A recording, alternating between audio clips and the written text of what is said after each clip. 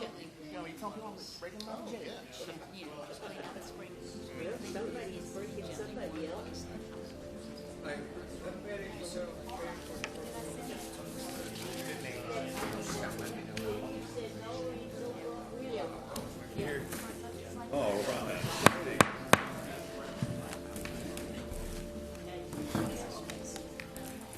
Good evening. Good evening and welcome to our study session on this May 27th of 2025. Our meetings are being televised live for the benefit of residents who can't be with us here in person. I think we've got everyone here. At this time, we will go to the first item on the of business. Mr. Dingman, you're recognized. Thank you, Mayor. The first item on tonight's agenda is a presentation of the 2024 Police Department Annual Report. Chief Baker is here for this presentation. Good evening. If you would direct your attention to the screens for a short video to get us started.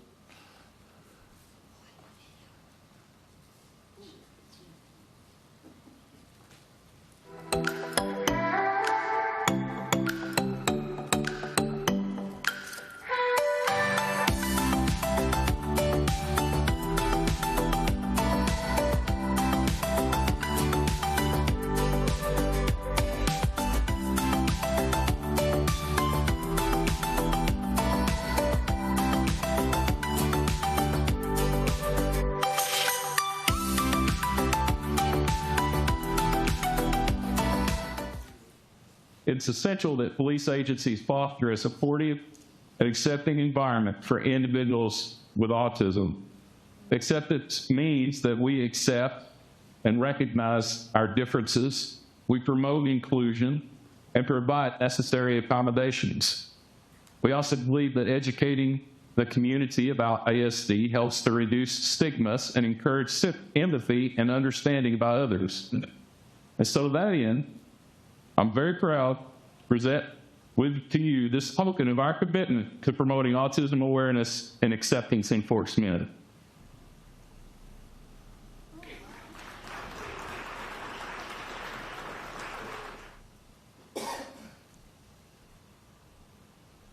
I have a kid that was married out from the school, was supposed to go to Belle Point. We found out the alternative school, which ICA, Institute of Creative Arts, and I did follow-ups with this juvenile, and this kid had straight A's. I'm not sure if it was the company she was hanging around with at the school, as what I believe it was, and she's doing wonderful over there, and it's that she was doing something that she wanted to do when she wanted to, so that's something that benefited her. And I would like Ms. Courtney, if you would like to speak on some of that stuff you've seen. But I'm definitely not going to step.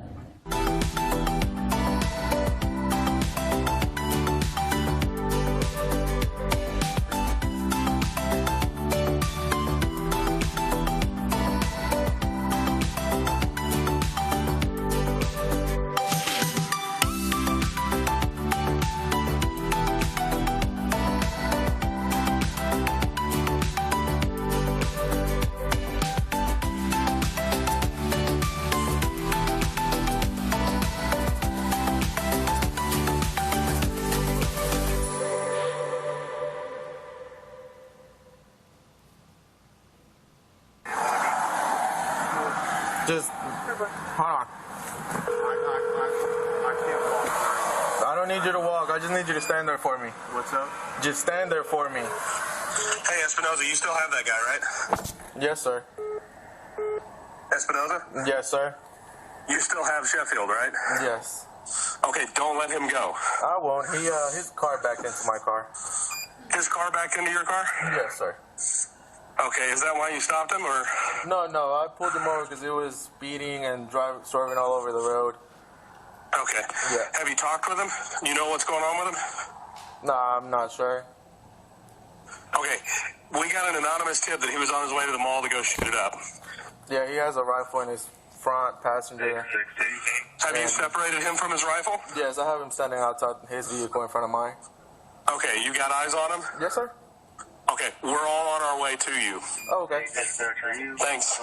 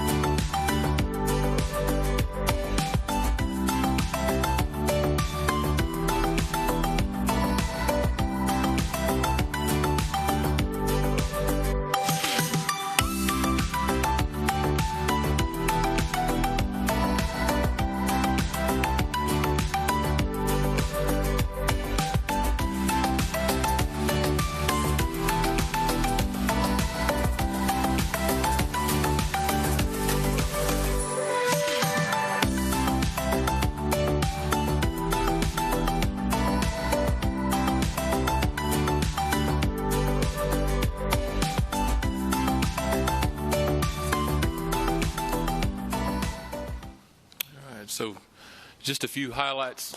Oh, thank you. Applause is for all of those men and women that make that happen. Just a few highlights from the year.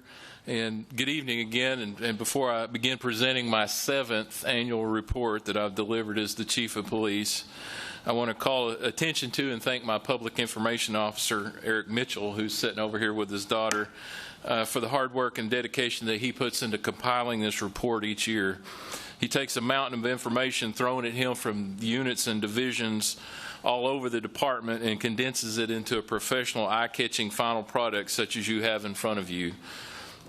This is in addition to the 3,192 FOIA requests he and his team in the Office of Public Relations responded to and fulfilled last year, along with the many media inquiries, gov delivery notifications, and the intense and persistent social media presence the department maintains. Public transparency continues to be one of my steadfast, unwavering commitments to the people of Fort Smith, and Eric and his team has helped me keep that commitment and that promise since day one. So I do appreciate him, and I want to acknowledge his contributions as well as all those who contributed to this report. So to begin, as of December the 31st, 2024, the department consisted of 226 authorized personnel, 167 sworn officers, and 59 non-sworn. Our sworn personnel size increased from 164 to 167 in 2024, with the addition of 2 crisis intervention unit officers that were initially paid for by a federal grant, and 1 Shield Our Youth officer, which you approved to address growing juvenile crime in our city. Our amended budget was $23.883 million, with 68% going to personnel and 32% to operations. We spent $3,887,968 from the 1/8 cent sales tax, of which $2.4 million went to the police officer raises that we implemented in 2023 for everyone except me.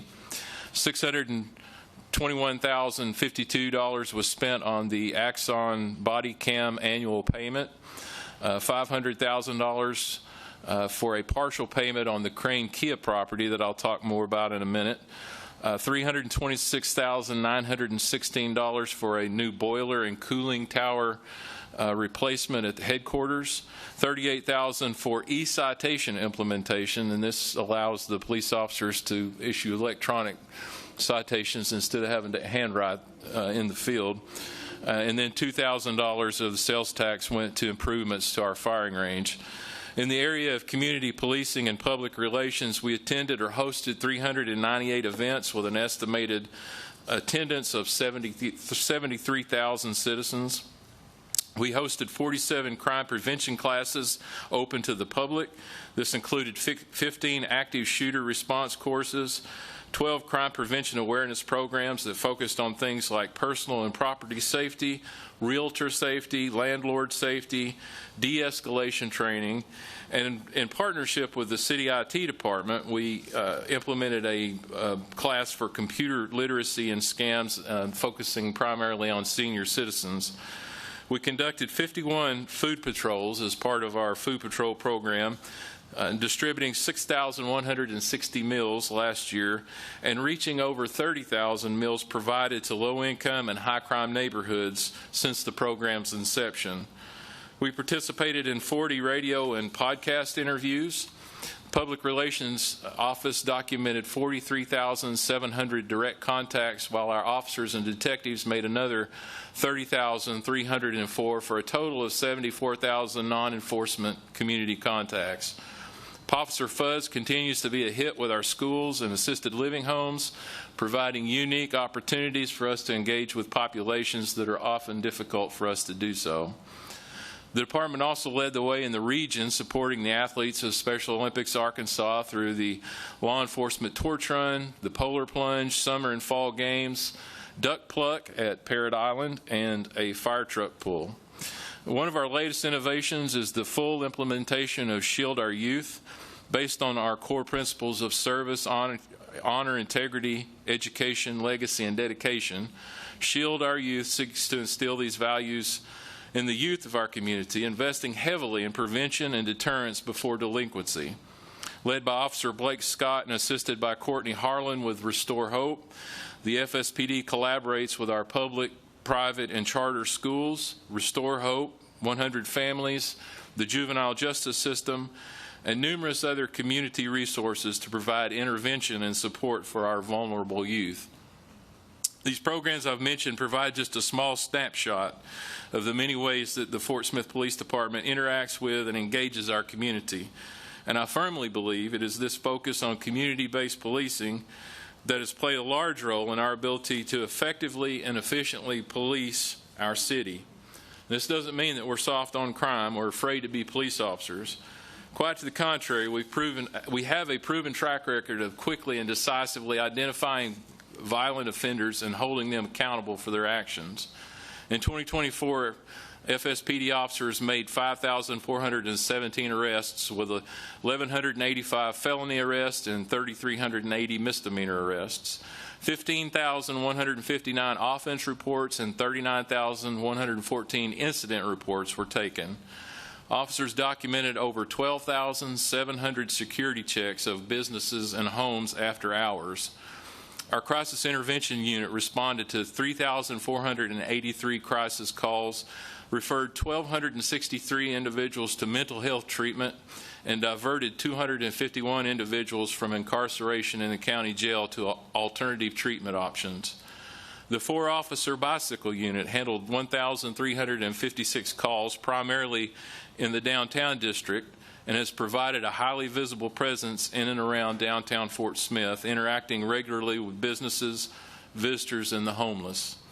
The airport unit interacted with 121,270 visitors to the Fort Smith Airport. Our newly formed traffic unit launched in 2024 to address the growing number of issues with vehicular and pedestrian traffic, investigated 135 collisions, with 24 being serious injury or fatality, conducted 4,070 traffic stops, and issued 1,127 citations and 2,637 warnings. And that's just the traffic unit. Together with the entire department, 4,972 traffic citations and 16,275 warnings were issued. We investigated 3,276 vehicle collisions. Our detectives were assigned 4,771 cases for investigation with an average 92% clearance rate across all units. Narcotics, canine, and intelligence detectives seized over $1.7 million worth of illegal narcotics, with marijuana and methamphetamine continuing to be the top illicit drugs of choice in Fort Smith. The district court liaison officer, who oversees the alternative sentencing of our special district courts such as Rise Court and DWI Court, supervised over 50 individuals who worked off $42,000 in fines and provided over 4,000 hours of community service, which included picking up trash downtown, cleaning police cars, removing graffiti, doing yard work around government buildings, and helping with streets and parks tasks along Garrison Avenue. Our 911 Communications Center, which will soon be consolidated with Sebastian County, answered 156,086 calls with 64,932 911 calls. The Animal Services Unit received 8,695 calls, up 11% from 2023. 1,326 animals were transported to the shelter, an increase of 13%, and 200 animals were successfully reunited with their owners. 263 animal-related citations or arrests were made, an increase of 23% from 2023. In addition to doing police things, we made a number of infrastructure investments, taking steps now to ensure that we are effectively positioned to respond to the needs of tomorrow. Those investments include the replacement of a 30-year-old boiler and cooling tower at our headquarters building, thereby improving energy efficiency and reducing maintenance costs. Also at the headquarters building, we switched to all LED lighting, saving 74,000 kilowatts of electricity within the first 6 months. 19 new vehicles were purchased, bringing our fleet total to 175 vehicles. We began and continue significant improvements to our firing range located at the city landfill These improvements will provide a safer and more professional training experience, not only for our officers, but also for the numerous other agencies who send their officers to us for training. Included are concrete firing lanes, significant drainage improvements to the site, covered classrooms, weapons cleaning areas, storage, and stadium lighting so that the range can be opened after dark, accommodating night training as well as preventing our night shift officers from having to come in during their off time to qualify. So not only will this provide a better training experience for all of our officers, it should reduce overtime spending. The improvements to our firing range only serve to complement the purchase of the Crane Kia property located less than a mile away on Highway 71. Its intended purpose to become a second police precinct and a dedicated regional training facility. In 2024, the FSPD's training unit supported a wide range of training initiatives across the agency and beyond. Civilian staff completed approximately 3,068 hours of combined training, while our sworn officers logged roughly 21,820 hours. We also facilitated around 19,000 hours of training for surrounding agencies, which included 350 hours of advanced leadership and supervision training, 800 hours of crisis intervention training, and more than 28,500 hours in our regional basic police academy. We could talk for hours about the many things that the men and women of the FSPD are doing every single day to keep our community peaceful and safe. And it takes all of these things working together in concert to develop and maintain the guardian culture that we have at the FSPD. Community involvement, professional training, investment in technology and equipment, and the relentless pursuit of justice tempered with compassion and mercy. Were it not for their commitment to and buy-in of our vision, I would not be able to sit before you tonight and tell you that in 2024, we experienced an over 14% decrease in Group A crime from 2023 and a 33% decrease since 2019 when I delivered my first annual report to this board. 2024 saw the lowest reported crime in at least 2 decades and marked the first year I'm aware of in which no murder was reported. And don't get me wrong, I would never purport to take credit for such a thing. But I do believe God is blessing our efforts here in Fort Smith. I give Him all the glory, and I thank Him every day for the people that He has sent our way to keep the peace in Fort Smith. It takes a special kind of servant to be a police officer, and I'm telling you, we've got some of the very best. And because of the quality of officers that we have and the top-notch service that they provide, we must invest in them. The cost to recruit, hire, and train a new police officer alone makes every loss to another agency a very expensive one. The law enforcement market in Arkansas continues to be a highly competitive one, and the raises provided with the sales tax in 2023 have already fallen far behind our biggest competitors. And because of this, I'm letting you know now that I intend to work with administration to present a raise proposal for our police officers in the 2026 budget. I believe you can see and agree it will be money well spent. Thank you for your time listening to this report, and as always, thank you for the opportunity to serve this great city as the Chief of Police for another year. It's truly an honor, and I'm open for any questions that you might have. Okay, thank you, Chief. Outstanding report. We'll go Director Rigo. Thank you, Chief, and thank you not only for your work, but the work of everyone in the department that makes our community safer and contributes to a good report, an excellent report like this. My question specifically, as it relates to the 911 calls, I believe the statistic you shared was somewhere around 65,000 in the year, and so that's 180 or something a day, which is a lot. Do you feel like, and it's something maybe to look at and consider, and I know you're always on top of these sorts of things, but do we need more people, more technology? I know we've got some merging coming up in emergency communications and things like that, and consolidation of 911 and all that.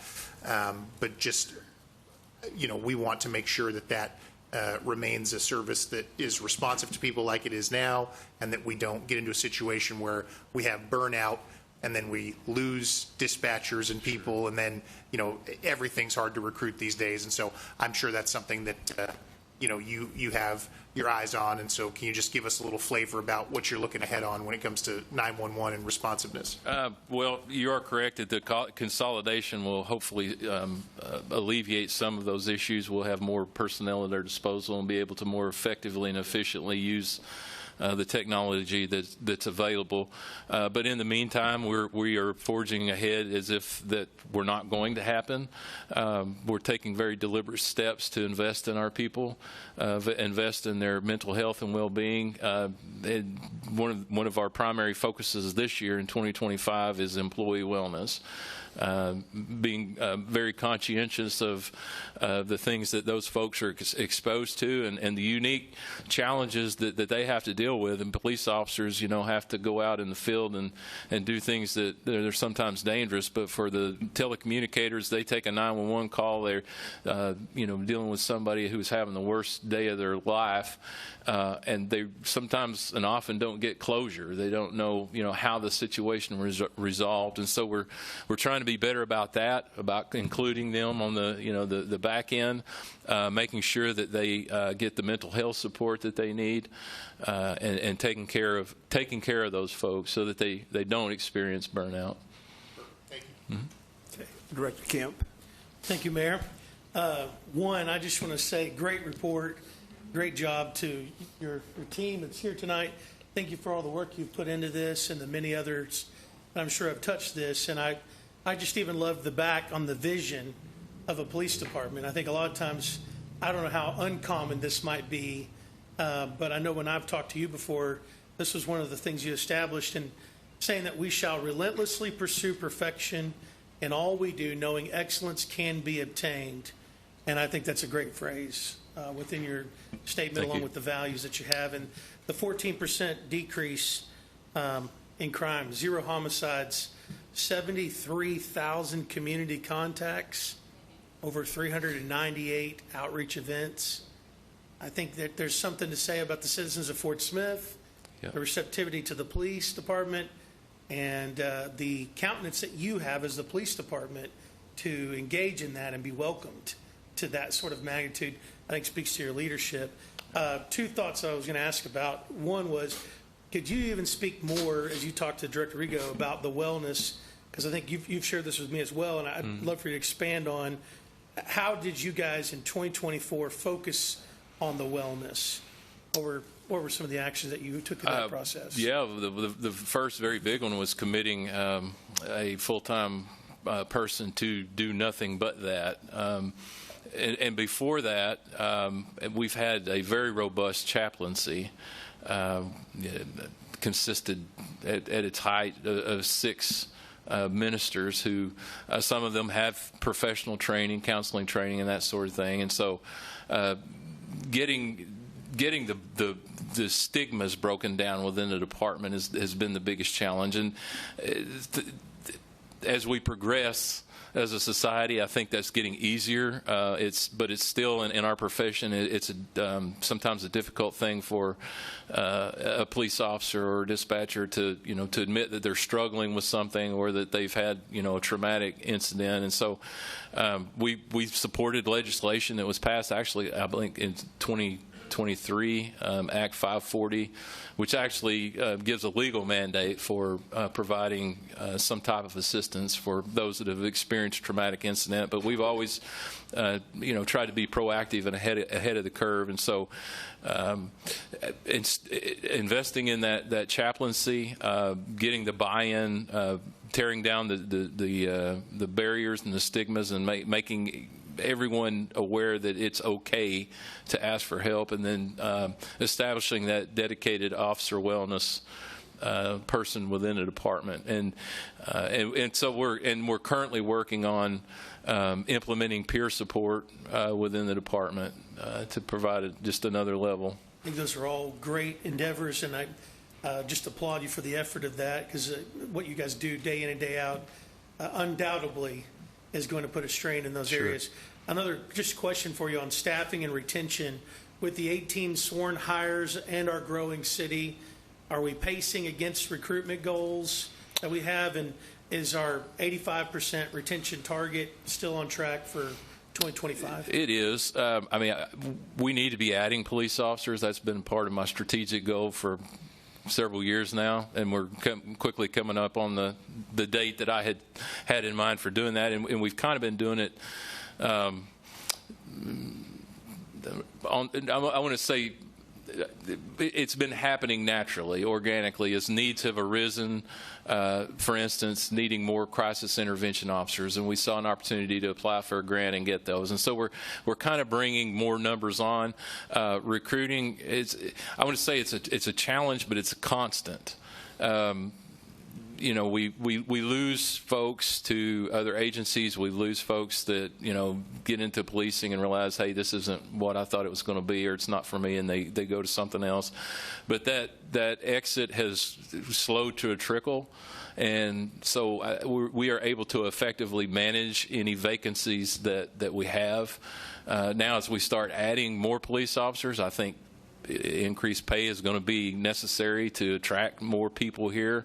There's just a finite number of folks out there, A, who are willing to be police officers, and B, who have made the life decisions that make them qualified to be police officers. And so, and from a recruitment standpoint, things like Shield Our Youth, we look at that as an opportunity to build a future workforce for our police department. You know, so we have young folks who are making the right decisions and can one day be a police officer if they choose to do so. Thank you for your leadership. Thank you, Mayor. Okay, thank you. Any other questions from the board? Director Settle. Thank you, Mayor. Danny, thank you very much to your team, your relentless work, the things you do for community. I mean, this morning we get a message. There was a standoff on Rogers Avenue, and good, you know, that wasn't there 3 years ago. We didn't have that ability for public to know what's going on. So the ability for public to see what's going on, knowing what's going on is a big deal. The work you do to support events like Steelers Rally, Peacemakers, makes a big difference. And I want to thank you also for honoring Don in the report. So thank you very much. Appreciate everything you're doing. Okay. Thank you.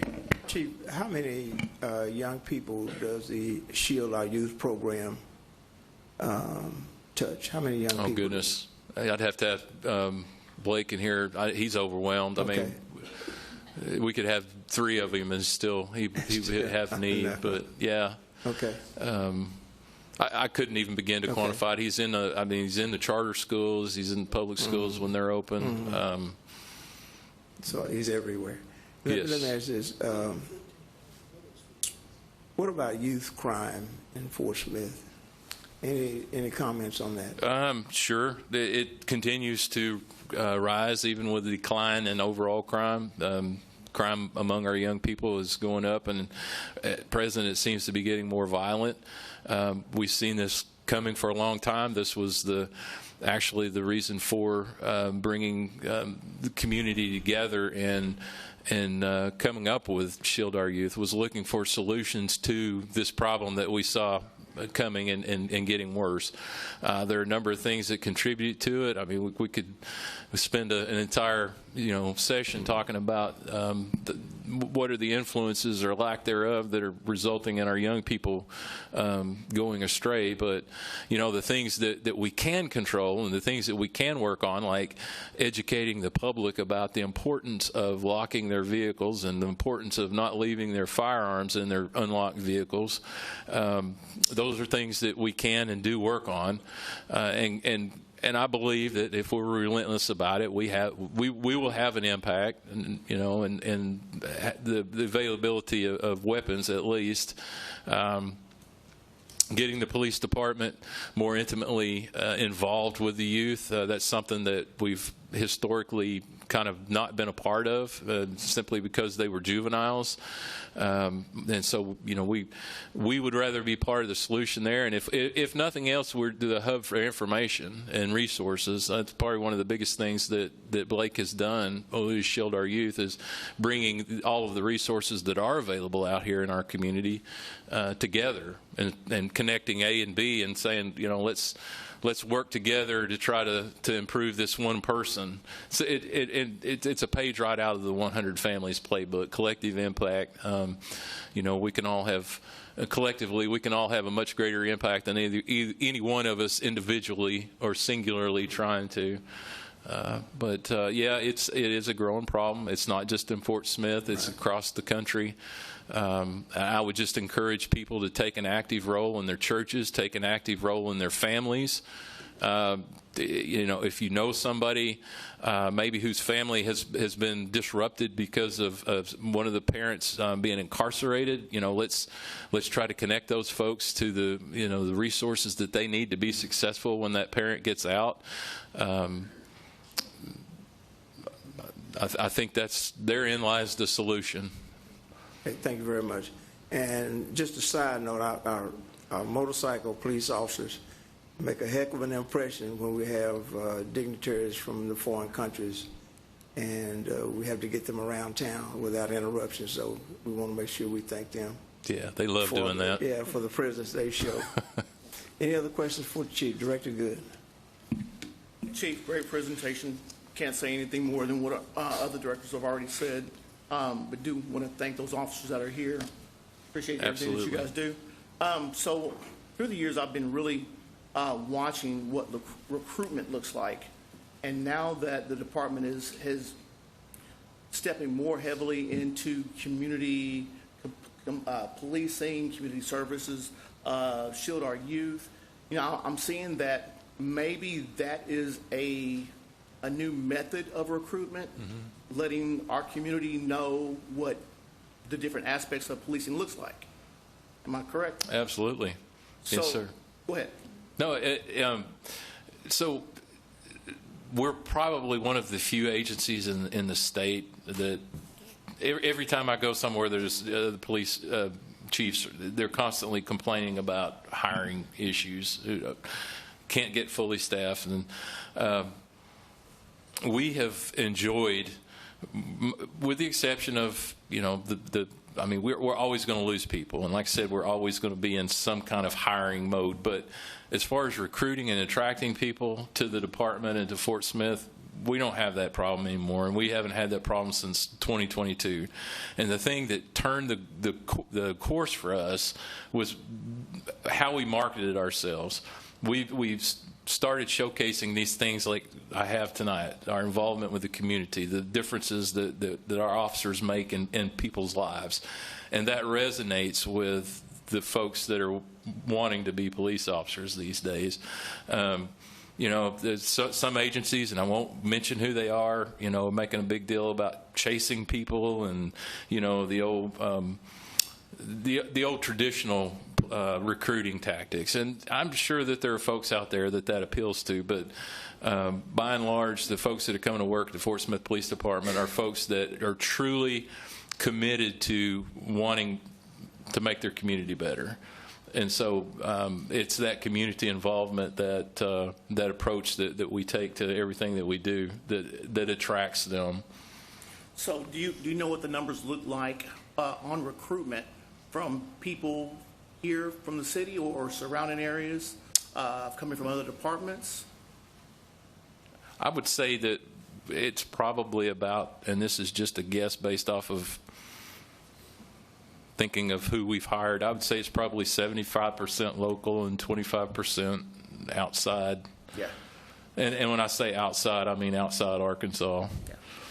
I think that's a real good indication of how well our police department is identifying with the community and making the roles of police officers, look more attractive, especially to youth. Thank you, Chief. Yes, sir. Thank you. Any other questions for the Chief? Chief, any further comments? I just appreciate the opportunity to do this. It's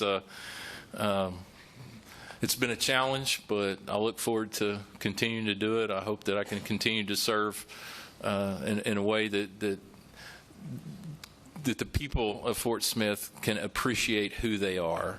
And they can look at us, they can look at the police department, they can look at me and say, you know what, yeah, we got some stuff going on, but we got some really good stuff happening too. And, if that ever stops and I ever stop being that guy, y'all need to let me know. I'll find something else to do. Okay, thank you so much. All right. Thank you, Chief. At this time, we will go to item number 2.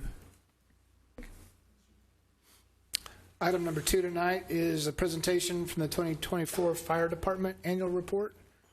Coming to the front here is Fire Chief Boyd Waters. Directors, Mayor McGill, Administrator Dingman, I'm here this evening to present the Fort Smith Fire Department 24 year in review.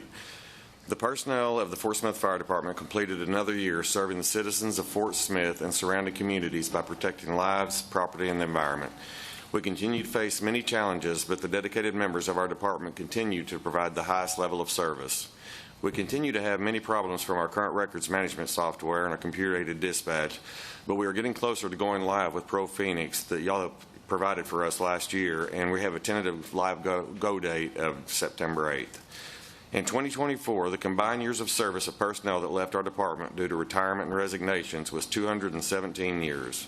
The retirement of 2 battalion chiefs and 4 captains alone accounted for over 190 years of experience. Through training, all of these personnel worked hard to pass on their knowledge to subordinates, preparing them to step up and be the next generation of leadership in our department. Additionally, 4 personnel at the rank of driver resigned their positions last year for various reasons. With vacant positions comes promotion. This slide illustrates some of the highlights from the 2024 promotional ceremonies. Our promoted personnel include James Wood and Chris Taylor promoting to battalion chief, Chris Brigance, Brian Evans, David Nicodemus, Samuel Schleif, Brock Stepp, Greg Williams, Lewis Alexander, they all promoted to captain, Austin Cobb, Cameron Daniel, Matt Johnson, Dylan McBride, Brian Mowry, Michael Stell, Dylan Treat, and Mason Williamson promoted to the rank of driver. After the promotion process, we have vacancies at the rank of firefighter that creates the opportunity for new hires. Our newly hired personnel participate in our department's 2-week indoctrination program known as Fire Attack. During this 2-week program, new firefighters are introduced to many of the basic skills needed as a firefighter. Some of the training evolutions include fire streams, advancing hose lines, search and rescue, fire attack, ground ladder placement, positive pressure and vertical ventilation, vehicle extrication, forcible entry, and firefighter survival. Elements of the program, like the lane of pain and the team building run, push new hires to their physical limits. Fire attack culminates with the victory run, where existing members of the department join the newly hired for the run throughout the downtown Fort Smith area to celebrate their successful completion of TAC and welcome them to the department. Fire attack prepares new firefighters for a successful firefighting career with an emphasis on maintaining a high level of physical fitness. Once a new hire completes the fire attack program, they have earned the right to wear the badge of the Fort Smith Fire Department. Their friends and families of our newest members join us in recognizing their achievement during the pinning ceremony, where they are sworn in and pinned with their badge. The new probies then attend 10 weeks of Fire Academy training, followed by 6 weeks of EMT Basic. We added 7 personnel in 2024. The fire department responded to 15,772 incidents in 2024. The breakdown of the incidents is 136 building fires, 69 vehicle fires, and 171 other fires. The total value of property involved in these incidents was estimated to be $104 million. The estimated total value of property loss resulting from the fires was $4 million, or 4%, so we saved 96% of our calls. The majority of our emergency calls are medical. We responded to 11,135 medical emergencies and 53 rescue calls. Additionally, we responded to 345 hazardous condition calls, 1,410 public service calls, and 1,658 good intent calls. We provided mutual aid on 11 incidents in surrounding communities. The Operations Division continues to add commercial extractors at more stations. At the end of 2024, we had 2 stations remaining that did not have extractors, but they are budgeted and the installation will be completed by 2025. Every station having an extractor affords the line personnel the ability to wash their turnout gear following a fire and wear a backup set while their primary gear is being washed. This greatly reduces the carcinogens contained in their gear, reducing the exposure. Increasing prices for all of our apparatus and equipment continue to be a challenge. Apparatus prices have hopefully plateaued. February of this year marked the first quarter with no price increase. However, prices will probably not decline, so maintaining our replacement schedule is an ongoing problem at current prices and turnaround times. Our first refurbished pumper should be completed in late 25, and our second pumper will then go in for refurbishment and we've done in 26. Refurbishing the 2 pumpers has helped delay our apparatus purchase sinking fund from going into the red, but it's only a delay. By 2031, that account will be in the red. We have worked to perform upgrades and remodeling to our aging stations when possible. We are lucky to have such dedicated personnel that take pride in their fire stations since it is their second home. Many of the personnel step up to perform the needed updates and or repairs around the fire stations in between performing their normal duties. They save the city thousands of dollars every year by performing these. The Fort Smith Fire Department maintenance facility was purchased in December of 23. In 24, we made countless improvements to the facility. It was up and running as soon as the maintenance techs got their tools and equipment moved in. We then worked to remodel the offices, and after a lot of work, we have an amazing facility that now houses our fire marshals and the fleet maintenance divisions. The impact that the facility has had on our department's operations could not be measured. We owe the Board of Directors and the City Administration a debt of gratitude for facilitating and improving the purchase of this facility. When I talk with other chiefs from other departments, often apparatus prices and maintenance costs come up. When they hear that we have a designated 6-bay maintenance facility with 2 full-time emergency vehicle technicians, they are often envious.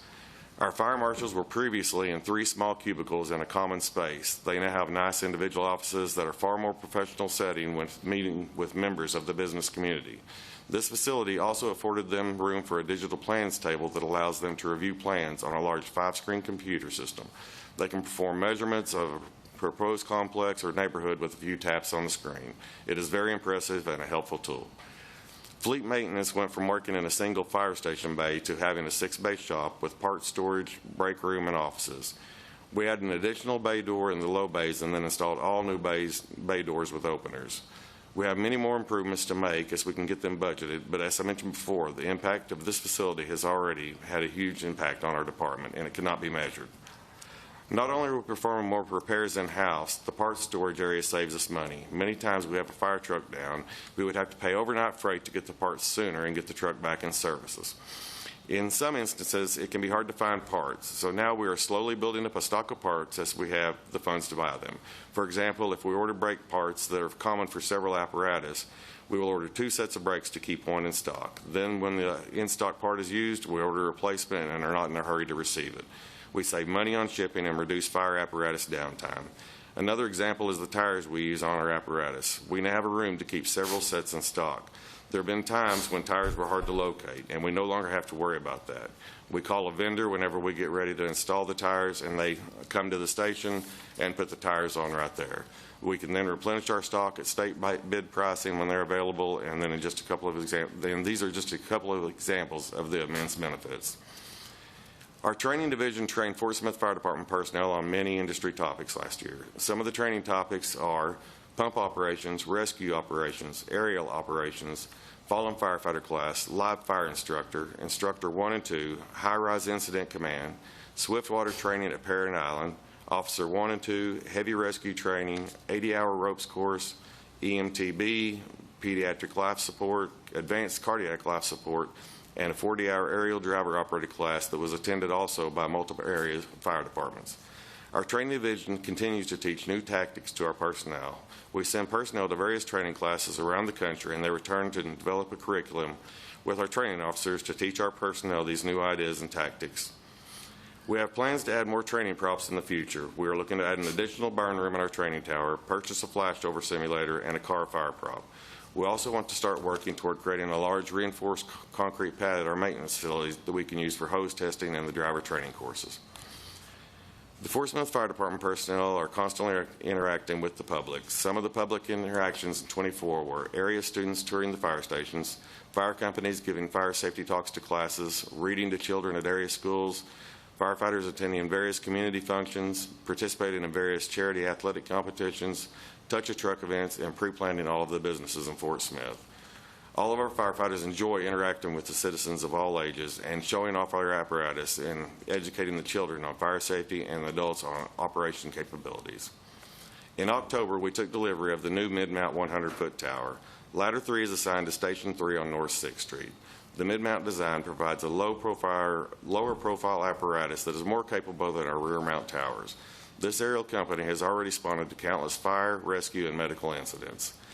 Lastly, the Fort Smith Fire Department is currently accepting applications. Anyone interested in applying can go to fortsmithar.gov and click on Become a Firefighter link, or they can email our recruiters at fsfdcareers@fortsmithar.gov. I would like to thank the Board of Directors and City Administration for your support in '24, and I'll stand for any questions. Okay, thank you very much. We'll just start with Director Rigo and then Director Kemp. Chief, thank you very much for your leadership, for the work of your whole department. Thank you for this report, the information.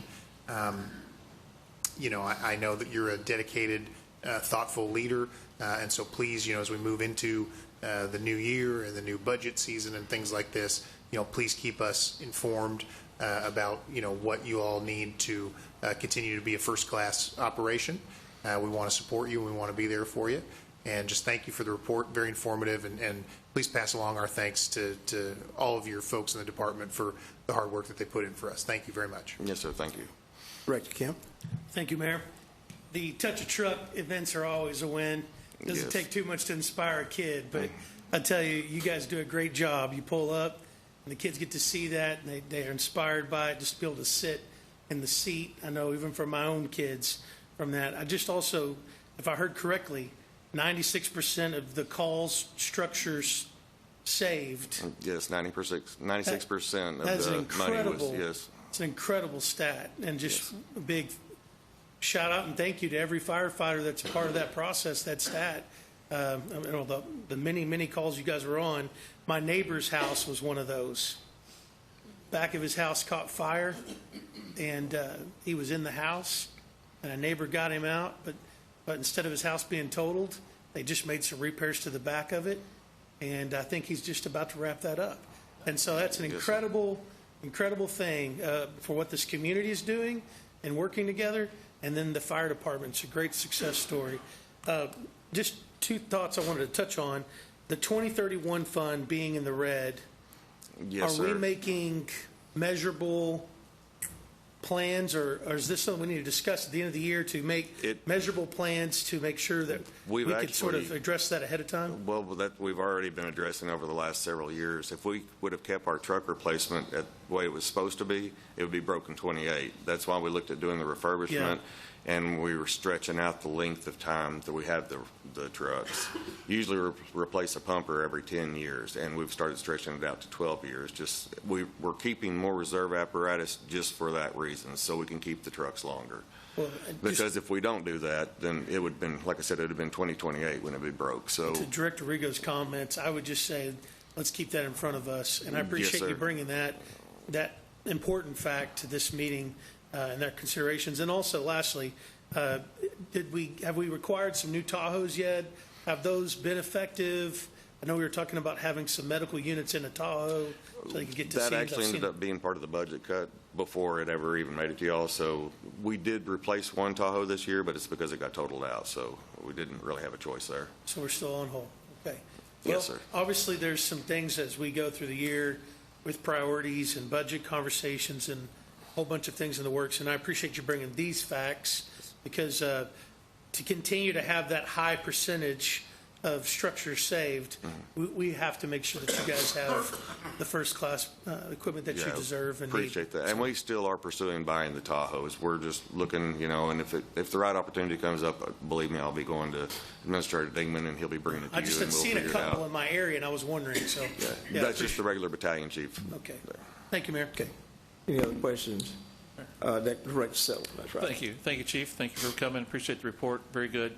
I ask this every year. How is the training tower? Is it need repair? Is it in good shape? It's still in great shape. We get it inspected every 5 years. We have a company come in and they professionally do it, and it's still doing great. And like I said, we're planning on putting another burn room in it. So That's good. Are we still having visitors from other parts of the Yes, state sir. come and train? And Yes, sir. Yes, they still come and train. And then, like I said, the aerial class, our guys actually went to Tulsa and got that class, and then they brought it back and then perfected it even better. So we've had companies from Springdale, Siloam Springs, Fayetteville. There's been several that have come down and taken that class with us. Very They've good. even brought their aerials down to have the class with us. very good. When you mentioned training at Paraline Water Park, Director Good smiled at me. Not many people know that you go out there and do training. Yeah, I don't and know. their swiftwater training Yeah, and their swiftwater training. and their wave pool. That's pretty cool to hear. So Yeah, it is. Do you happen to partake in that Swiftwater training? I do not. I'm not a Swiftwater guy. I sit back on the bank I'm trying to and get watch. Director Kemp to go surfing with me. So you willing to go too? I don't know. Okay. Maybe with the life jacket. Hey, I appreciate everything you and your team are doing, and like Director Rigo and Kim said, those items, especially, I know the fund you talked about. The price of apparatus is getting stupid. I mean, it's crazy. And it's crazy this now. is the first time they used to just do an increase every year. Yeah. And then they started doing it every quarter. February was the first quarter that there hasn't been an increase since. Maybe they're starting to come down or something. I hope so. I hope too. Thank you very much for your report. Director Good. Chief, like everyone else, just wanted to say thanks again. Thank you, Department. Outside of all the professional life-saving and property-saving things that you guys do, can't help but to notice, being out in the community, how often you see fire trucks at events, especially in the summer. And I'm smiling because I've been at a few, and just the fire trucks, one of the fire trucks being out at one of the area parks, letting the water spray, firefighters being out to the trucks, talking to the kids, and they just love it. Yeah. So just want to appreciate you guys for everything you do. Thank you, sir. And let's not forget that the infrastructure that supports our fire department impacts every resident, every homeowner that buys home insurance. We have the best town class rating, fire rating available, in which literally saves homeowners thousands of dollars per year by providing that top-notch service and having the infrastructure that goes along with getting that identification, that qualification of having the highest rating. So, again, we thank everyone for that support. Anything else for the chief?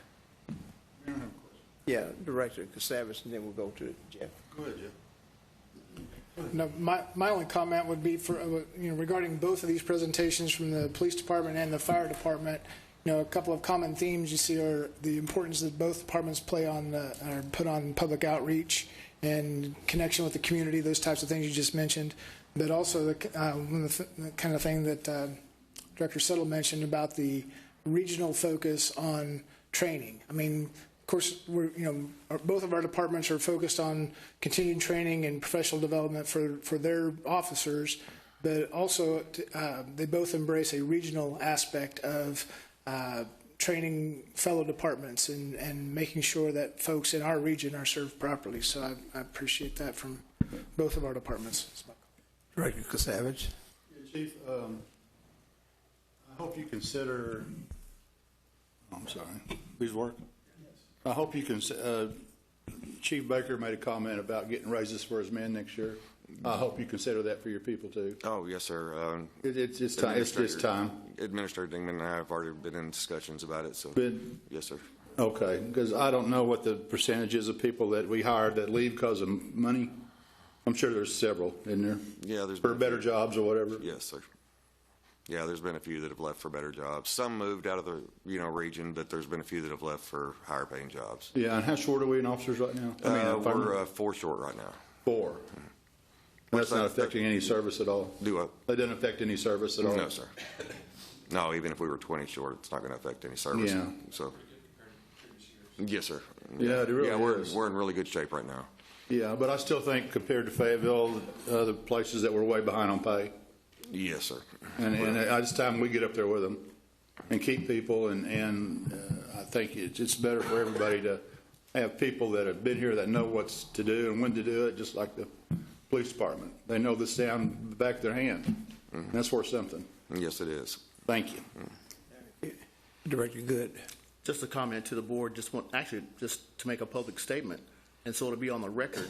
So since we've seen and what we've heard and seen both of these wonderful reports, we've talked about the professionalism of our staffs, our crews, our leadership, the community service they provide, all the countless number of things that the general public and actually board members don't even imagine what these two departments do. So just want us to be aware when it comes time for us to start talking about budgets, let's remember these reports. Let's remember our promises to these department heads that we want to do for their departments. Right. So when it comes time for that budget to roll through, and we have problems to face, remember these guys. Thank you. Thank you, Director Kemp. Thank you, Mayor. Chief, could you speak just a little bit more to me about, you had mentioned the Tahoes being held back on just budget cuts. Is that internally within the fire department trying to manage that equipment fund so that you don't deplete it out, as you've spoken about, by 2031? Because I know one of the things we talked about was not taking cuts to the fire department, you know, when we talked about the cuts more recently. So was this pertaining to a different fund that is more in-house? It was just part of the new needs that Administrator Gefkin cut before it ever got, because when we saw that the budget was going to be struggling, and that was one of the things that were cut. Okay.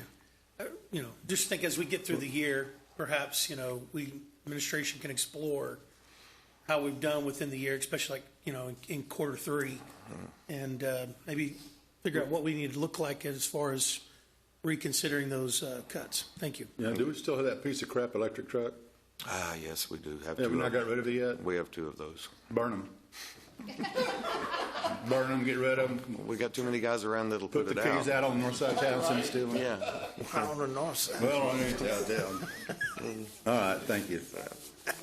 Okay, thank you. Thank you very much. Thank you. Okay, thanks, Chief. Item number 3. Item number 3 this evening is a discussion of a requirement for submitting a development plan for all planned zoning districts. Deputy City Administrator Maggie Rice will address this item. Thank you. Yes, on March 4th, the board requested a study session on planned zoning districts. Specifically, the request was to require a development plan with each planned zoning district. Planned zoning districts were added as a fourth option for rezoning property in 2013. The purpose of a planned zoning district is to allow for developers to gain commitment without undue financial risk. Prior to the planned zoning district option, all of our other rezoning options required a full development plan, which can be very costly. At present, the board has the authority to condition any rezoning with the requirement to submit a development plan prior to building permit being issued. That includes a planned zoning district. Adding the mandate that a development plan be required with every PZD project booklet would be counterintuitive to the purpose of a PZD, and staff would not be in favor of mandating that requirement. I'll be happy to answer any questions. Thank you. Director Settle. Thank you. This is something I bring to the board multiple times, and it always comes around when we have a controversial rezoning. Somebody puts a PDZ in, and when we first started this out, it was very specific. Hey, I want to do this one item or this 2 items, and I've seen the PDZ grow to where there's a long list now because they're trying to shotgun. I might want this. I might want that, and what happens is then the board gets into. The developer wants one thing, the residents want something else, and then we're put in a battle. And that's what I'm trying to stop here.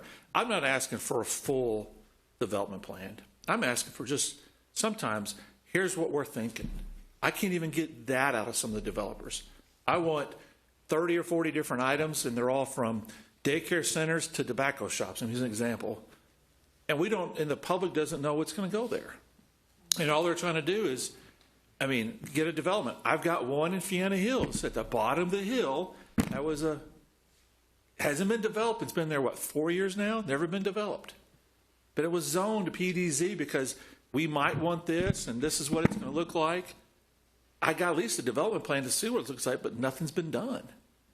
But that's just one. We have so many controversial rezonings about 4 years that this board's got to deal with, that somehow a simple back-of-the-napkin development plan would be better than nothing. And that's all I'm asking for. I'm not asking for engineering designs. I'm asking for go on paintbrush and draw something with, some lines and just here's what we're thinking and here's the building we're kind of considering so the public gets an idea. Because if the public's more educated about it, and sometimes the controversial rezonings that we have, we don't have to deal with because they know they're educated. Sometimes so people say, we didn't know that would occur. If we knew that, it'd be different.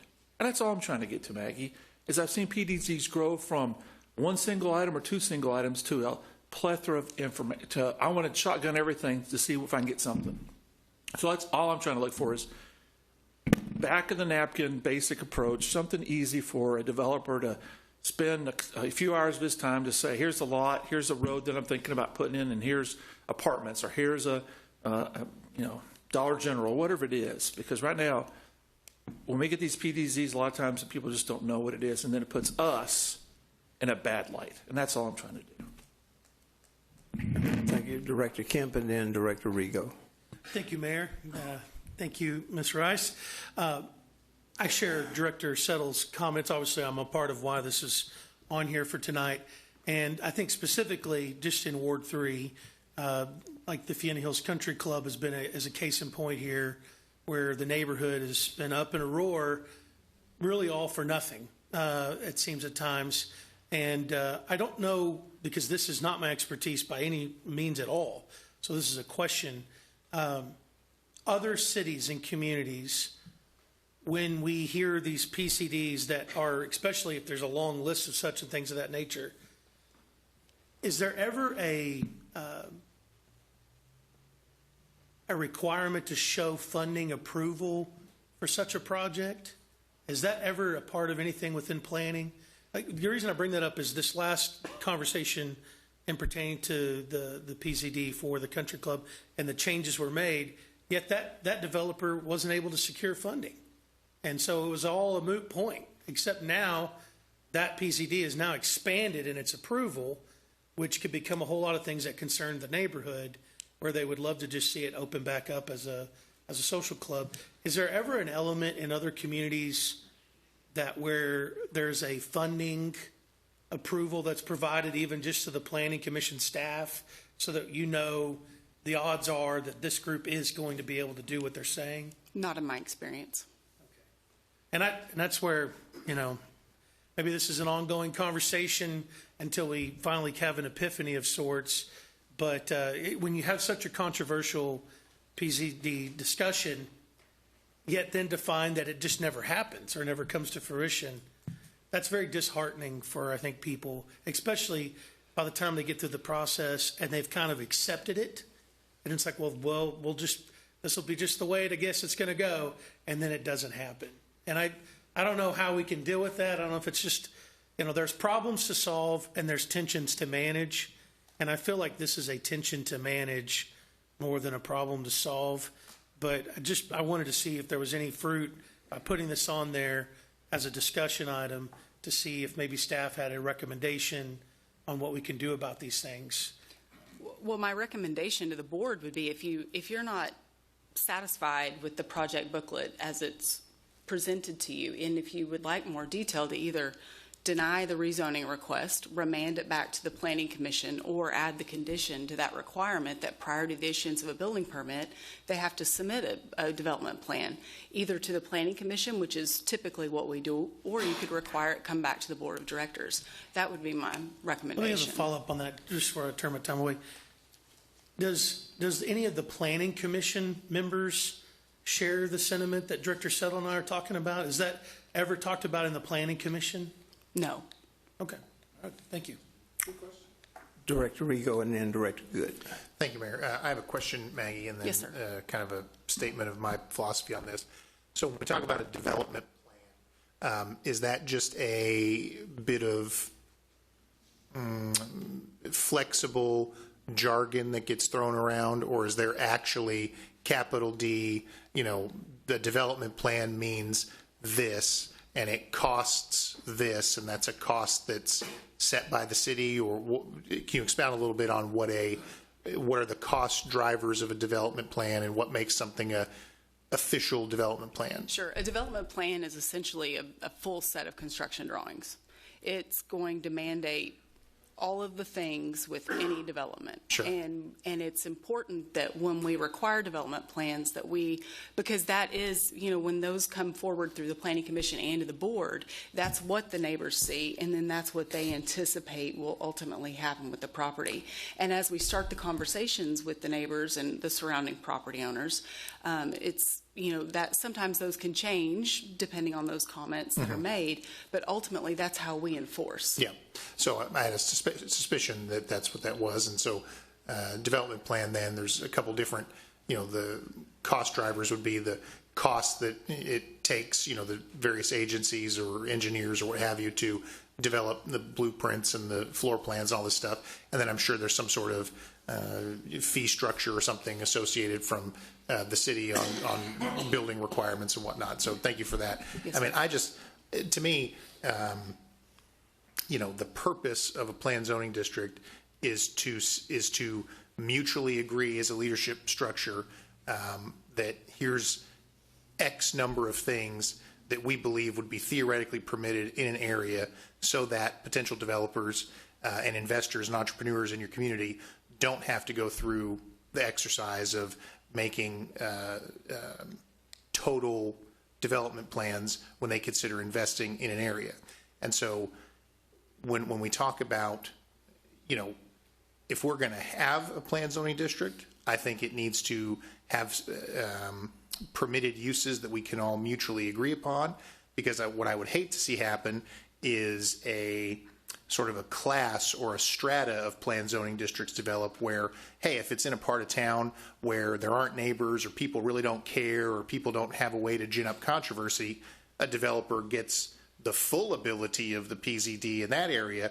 But boy, oh gosh, if there's going to be some controversy, well, in this particular area, by golly, you're going to have a development plan, even though you're in a PZD. I think we either need to decide what we're going to do uniformly or not have something that at its very nature is designed to be uniform. Just because there's controversy from time to time doesn't mean that, as a general philosophy, that we couldn't have some things that we could agree upon as being permitted within a planned zoning district. I mean, we're trying to be development friendly, I think, is the purpose behind having a PZD, or of any community to have a PZD. Yes, sir. Is to make it easier for developers to develop. Okay, thank you, Director Good, and then Director Kemp. It's okay, Mayor. Actually, Director Rigo has made me rethink some of my comments. So. Okay, Director Kemp. Thank you, Mayor. Just two thoughts listening to my colleagues. Mr. Rice, could you comment on the most successful PZDs in recent time that you can think of that, it was accomplished, and by flagging that and doing that, created a rush of development? The hub is one that comes to mind quickly, and that's really a PZD that it's mixed use. You've got residential to commercial, retail, restaurants, all the things.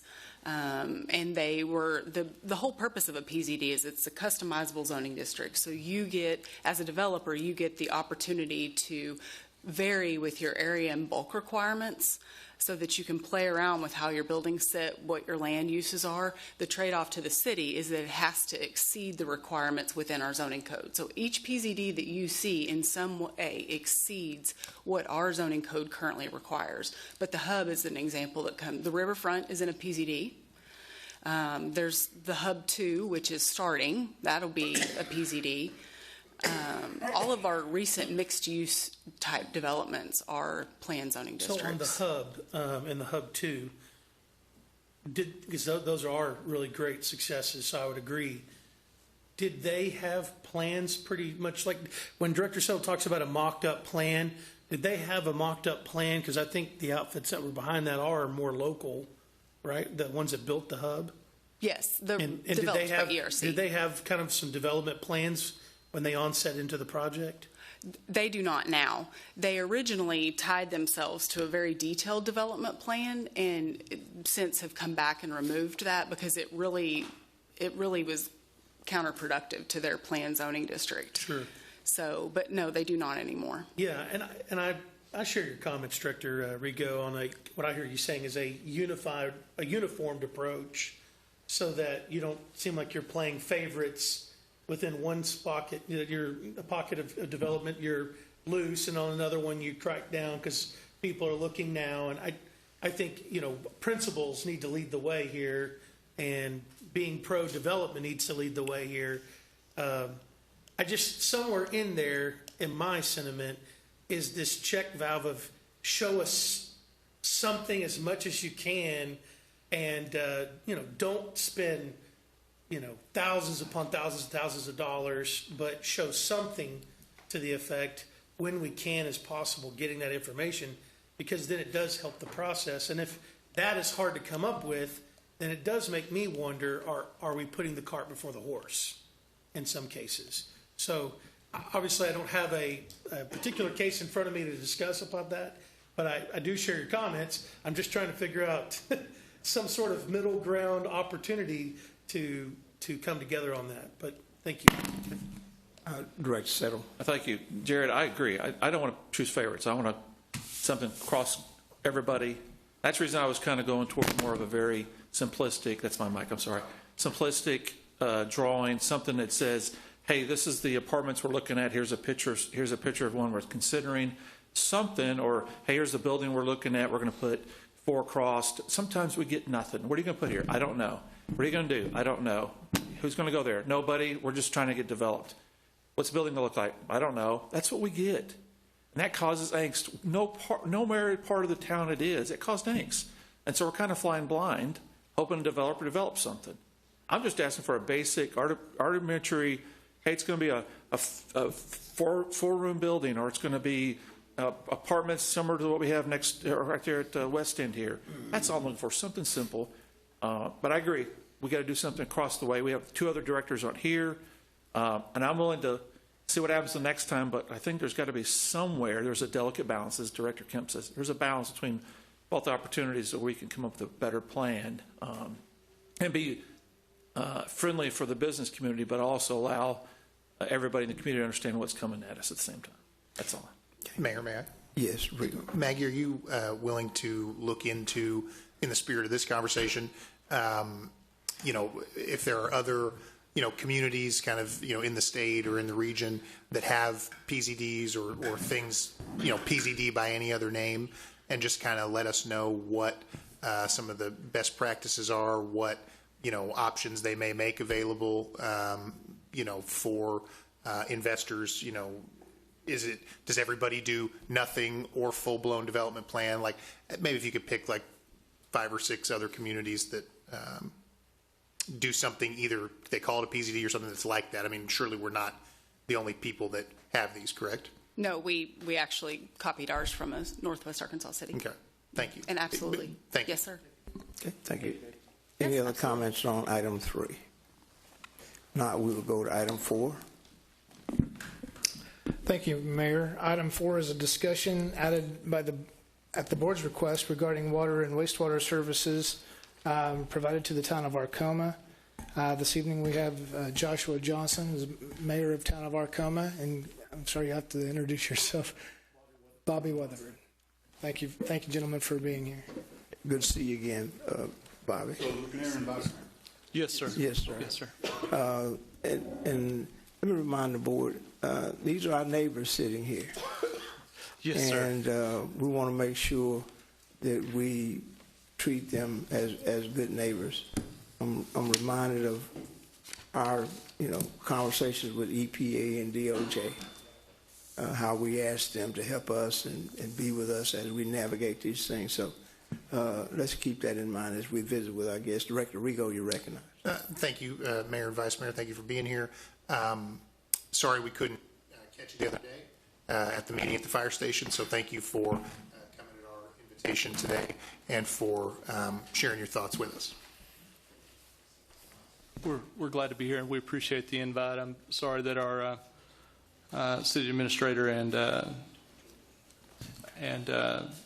city attorney weren't able to meet with us. I think there may have been a slight disconnect. I understand last Tuesday the board requested our presence here, but we were notified about 6 o'clock Friday evening, so they already had plans that we weren't able to clear. So I apologize for that, but definitely glad to answer any questions that we can. I did have the opportunity to review Mr. McAvoy's response to our press release that I believe each one of you did receive individually as well. And I'm happy to answer questions to those, any questions that you have or work through that. But I think that the primary purpose for us, seeking the meeting originally, the primary purpose for being here tonight is to come to a resolution, as Mayor McGill well put. We are your neighbors. Arkoma in its formation has been tied to the city of Fort Smith from the beginning. We were developed as a bedroom community for Fort Smith, and so we from day one we've been tied to your city, and I don't see that there's any point in the future that our cities won't in some way be connected, and so I want to continue to do that in a productive partnership and through a mutual respect. With regard to the wastewater rates, the reason that we're here, in short, our intent and our concern and our reason for being here is to determine a fair and equitable volume-based wastewater rate to continue as a volume customer with the city of Fort Smith, so that not only can we, obviously provide the payment that you need to process and serve us as a municipality, but so that we can continue to provide that service to our customers and do so at something resembling a reasonable rate. If you ask them now, the rates that they have currently are not what they would like them to be, just as I'm sure that case would be the same for your citizens. But to absorb the retail rate as a municipality and then try to pass that on to our customers, along with the intrinsic cost of running any system, just as you guys have, it's untenable, and it's something not only do I believe it be inaccurate to apply to the municipality, it's not something that we could conceive a way to actually meet that obligation. Okay, Director Kemp. Thank you, Mayor. And Mayor Johnson, thank you. Yes, sir. I wanted to just lead out because I prepared a few thoughts maybe to help the conversation tonight. And then that way we can even bring Lance if need to. But I just want to thank you for being here. One, I wanted to acknowledge that this is a challenging issue on both sides, and I appreciate your willingness to engage directly with us. As Director Rigo talked about, I think some of us were wondering at the time of that meeting, we would have maybe heard, but we didn't know exactly what was happening or transpiring with us, and that you had your team there.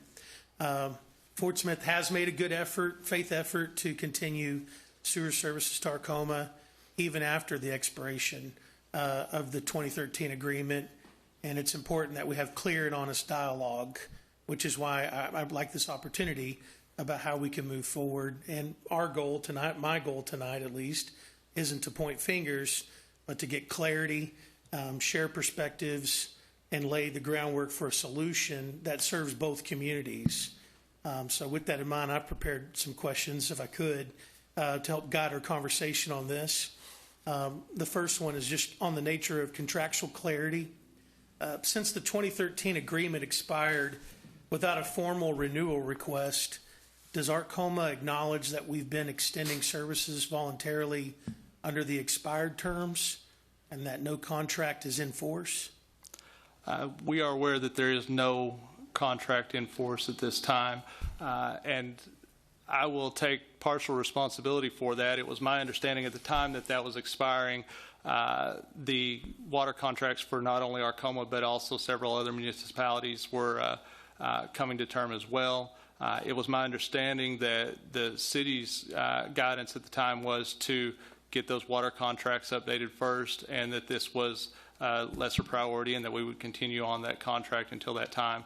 I do, freely admit that we did not submit a request for extension in writing in retrospect, even though I understood that to be the agreement. That would have made things clear at this point, and so that's on me for not formalizing that in writing, but that had been the understanding and the process that we were continuing on at this time. Thank you for your perspective. Another topic for me would be rate fairness. Would you agree that based on the agreement that Arkoma is billed as a wholesale municipal user, not a residential customer, and that the recent rate proposal is not applying residential retail rates, but a recalculated wholesale rate? It's my understanding at the 875, it is a match of your residential retail rates, and again, more than triple what our current wholesale rate is. Could you speak to what does the what is the Arkoma build rate for sewer or CCF? Yes, so just to clarify, are you asking for our charge to our customers? Correct, yes, sir. Yes, sir. The current, as of July 2024, there is a $35 base rate for our customers for wastewater. The next 2,000 gallons are charged at $11.40 per 1,000 gallons. There is some, I understand that your charges are in CCF for 748 gallons. Lance, could you run, CCF, while we're talking here in just a moment, can you run a calculation of what that translates to our CCF language? That would be very helpful. Thank you. I'm sorry. The first 2,000 is at $11.40 per 1,000. The next 1,000, these are graduated rates, so I apologize that it's a long answer to a short question. That's but okay. The next 1,000 is at $12.80. The next 2,000 at $14.20 per 1,000. And then beyond that, it does increase to $15.60 per 1,000. So that would be starting with 6,000 gallons, exceeding 5,000 gallons. So thank you for that information. Regarding utility bill practices, could you share whether Arkoma applies any administrative fees, franchise charges, or revenue transfers from your utility bills to fund any general government operations? We would love to. Unfortunately, in the history of my time here at least, the only transfers with regard to utility have been into that account. We have transferred funds from our general fund, from our street and alley funds. We have met grant requirements through our firefighter funds. We have done everything we can to keep this fund afloat. It is not supporting any other activities. It is unfortunately not self-supporting at this time. In fact, Vice Mayor Weatherford and our Chief of Police, we're a small community. We wear a lot of hats, but they've both worked pretty tirelessly on our budgeting to try to strip additional costs out of that, to be able to look at even personnel costs to be able to place that burden onto other funds so that we can maintain service. Again, this is, I'm not overstating it when I say that this is at a critical point, and so that is without the increase, we're paddling as hard as we can. So as you speak to the struggle that you guys are dealing with, could you speak maybe now to the follow-through on a payment plan, and can you help us understand why maybe after the two meetings in 2023 and 2024 where Arkoma was invited to establish a payment plan, there was alleged at least that there was no follow-up with our billing and collections team until April 2025? Could you maybe speak to that from your perspective? Absolutely. We directed our city attorney to follow up on drafting a formal repayment plan.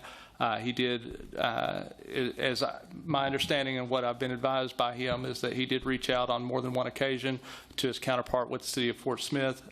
So that would have been an attorney, not with billing. So if that was the wrong direction, I apologize. But that was where he was reaching out to try to draft mutual language. And those attempts for outreach were not met. So there was no language drafted. With full candor, all that being said, while that was the direction that we gave him, we continue to work to try to see if we could build a balance to meet the payment plan with the current rates and with the improvements projects that one of them having just recently completed.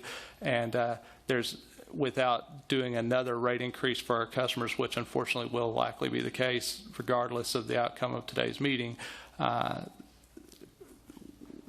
we would lack the funds to meet that payment plan anyway.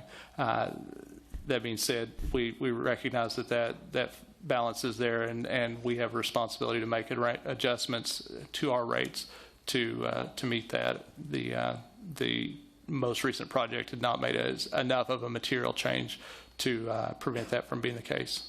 So when we talk about infrastructure impacts that you're alluding to from your side of this, and then I'm sure you're more fully aware because of news reporting and everything else on our side of things. How does Arkoma assess and address inflow and infiltration issues that contribute to the volume that we're treating? And are there active steps being taken to reduce stormwater or groundwater that's entering the system? Yes. So in the last several years, let me pull that up here for you so I don't try to go off memory. The project that I was referring to was, and I believe Mr. McAvoy, referenced that it was a granted project, and it was. We would not have been able to fund this without a grant, but we were able to begin in 2024, complete in 2025. That was a $1.2 million forgivable loan that we were able to replace 5,349 feet of sewer line out of just over 101,000 total feet, as well as replace or refurbish 33 of the 434 manholes in the community. So again, with over $1 million, it's less than 10% of the impact. But that was the most recent project.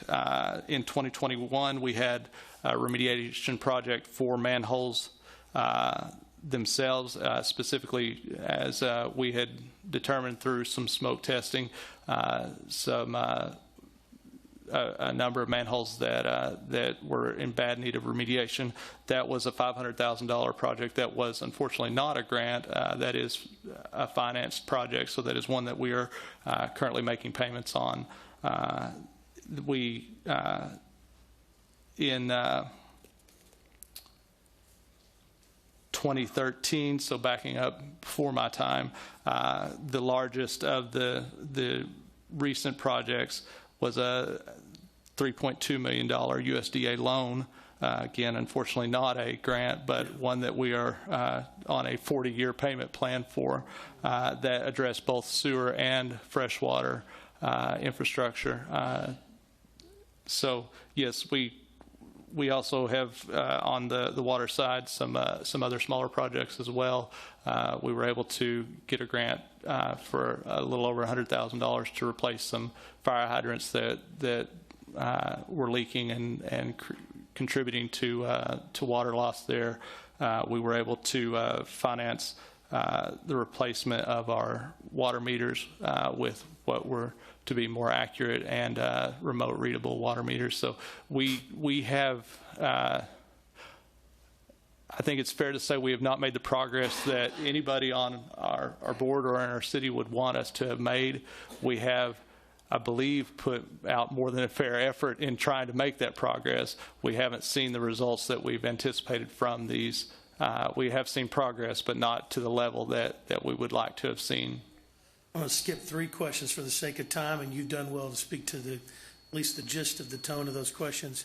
So one more final question from me, and then I would love clarification from Lance on some things that we just asked him to calculate. But on public tone and trust, given the strong wording in the press release, including references to hostility, would you be willing to acknowledge the efforts that Fort Smith has made to maintain service and communication? I think that comment for me, maybe I'm not aware of something, but from my site, that was a pretty strong wording. Can you speak to that? Wording. I'd be happy to, and I do apologize for the lack of clarity there. I think Mr. McAvoy was questioning where the hostility was coming from as well, and I do want to clarify that I don't believe in any of our meetings with Administrator Dingman, with Mr. McAvoy, or even with Mr. Dingman's predecessor, that we met any open hostility in any of those meetings. Sometimes didn't reach the progress that I think either side wanted to reach. The hostility that I referenced there, and I'll take responsibility for that wording, frankly, and I don't want to be overly aggressive, but it was primarily from the previous planning meeting where, as you mentioned, there was some perhaps lack of communication as far as the reason that we were there, that we were prepared to speak, which was not what I would consider hostility. It was unfortunate that we weren't able to speak. Comments regarding the past due bill and the solutions for that, up to and including one of your board members referenced incarceration. I feel like that falls under the line of hostility when we're threatening. Board members said that? Yes, sir. Incarceration? Yes, sir. He referenced. I would not want to speak for who he wanted to incarcerate, but that was in your public planning session 2 weeks ago, and that, to me, that crossed the line into what I would consider hostility. Well, I want to apologize if you felt like, one, that's not the action that we'll be pursuing. Well, I appreciate that. Yeah. I'm sure my wife does too. Sure. Lance, Most days. could you speak to the billing that Arkoma has and how that translates into Fort Smith lingo and the CCF allocations?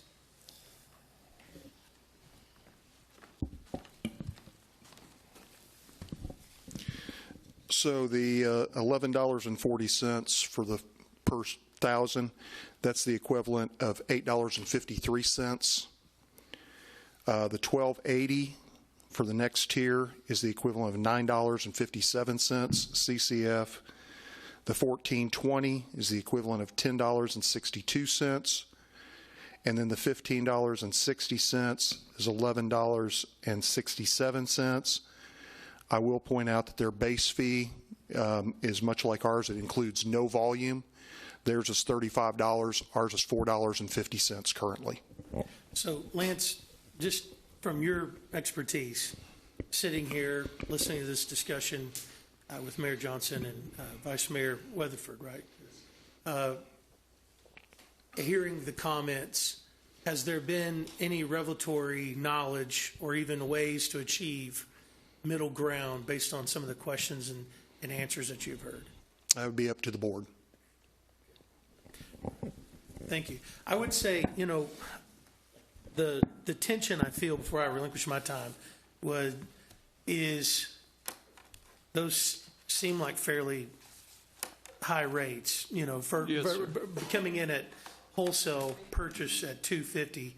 And I don't know if I have an answer tonight, because we're sitting here discussing as men about a situation at hand. I would share with you the sentiment that I feel as a newly elected official is I sat through a whole year pro bono as a candidate of the year, just learning, and the pressure that the board has always felt is that the communities that are receiving the benefit from the resource that we have need to at least be paying what we pay, if not more.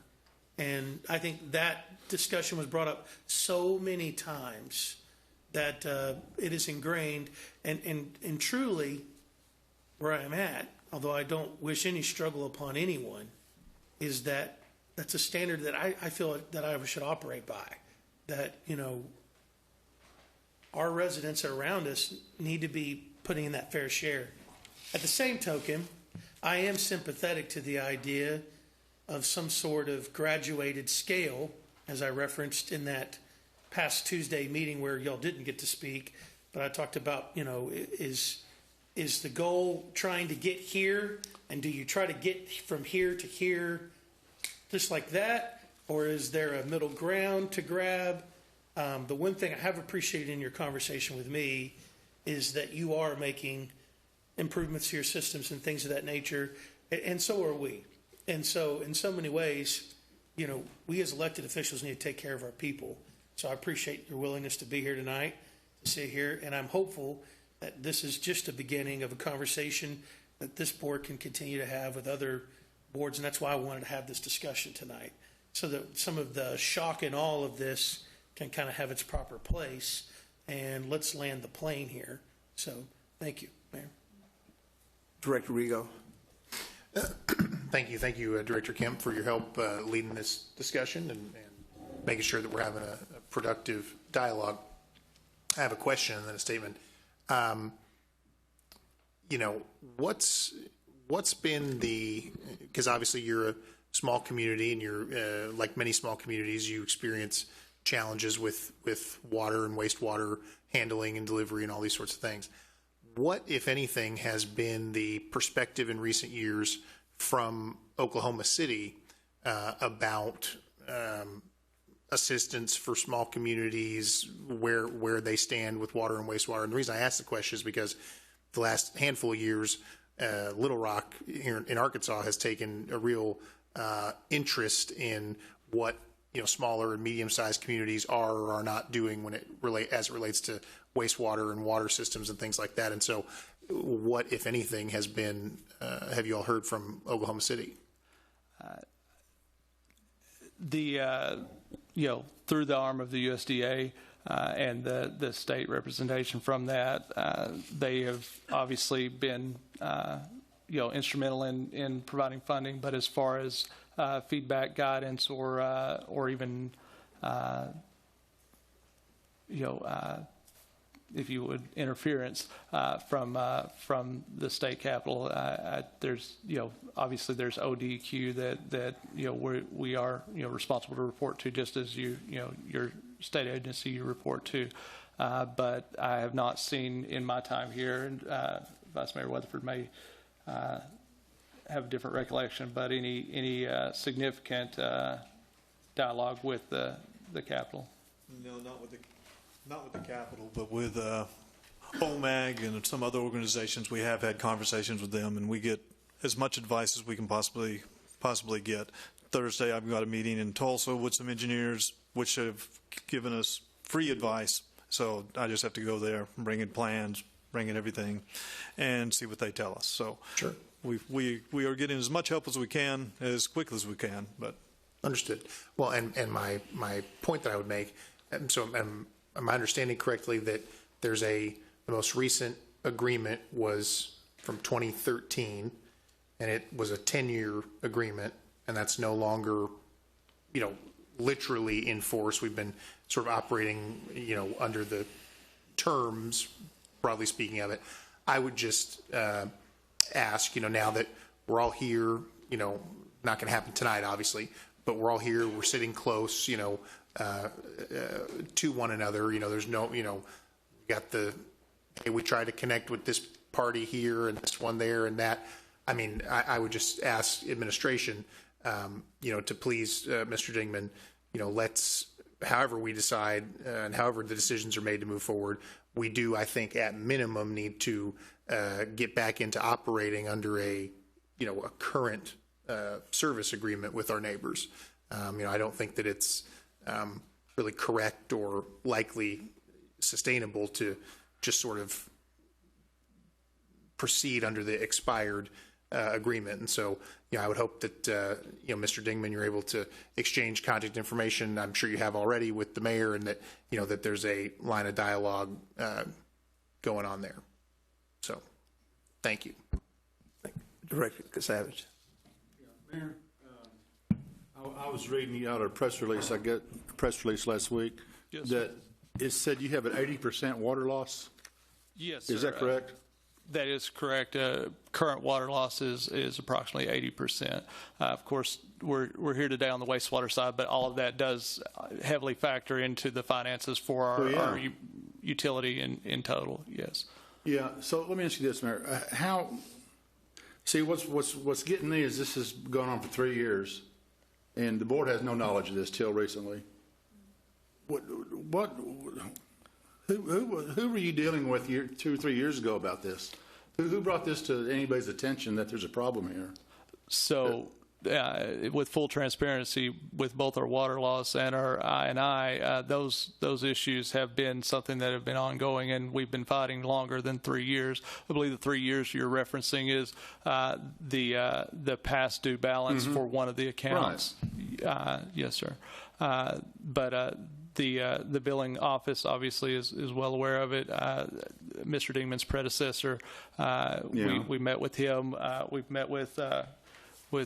McAvoy on a couple of occasions with regard to that, and so that our communication back and forth with regard to the balance and our plans to, continue to make improvements and work on that, I believe from both sides was there. The formal payment plan, we've discussed that previously, and don't want to necessarily rehash all of that unless you'd like, but the communication was there. A written plan, definitely was not. So one could assume then that the revenue that was coming in from the water and sewer was not enough to pay Fort Smith their charges, correct?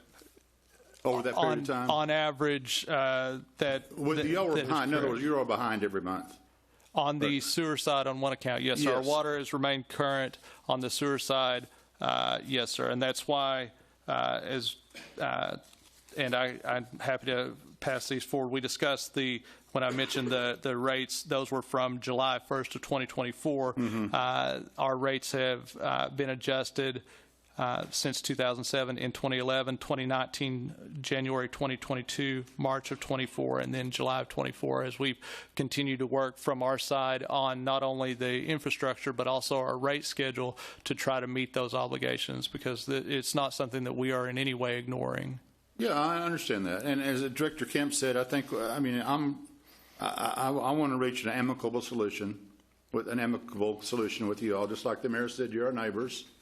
And I don't think, threats have no place in this deal. This is going to be something that this board will have to okay, and y'all be happy with, that you can live with. But Lance, let me ask you a question. The board has to approve any rate increase, correct? Right. So if you work out a deal with the mayor, then that would have to come to this board for approval. The mayor, the board of directors passes an ordinance that sets all rates, water rates for in-town, residential, commercial, industrial, as well as wholesale, and it does the same for sewer rates for in-town and any wholesale.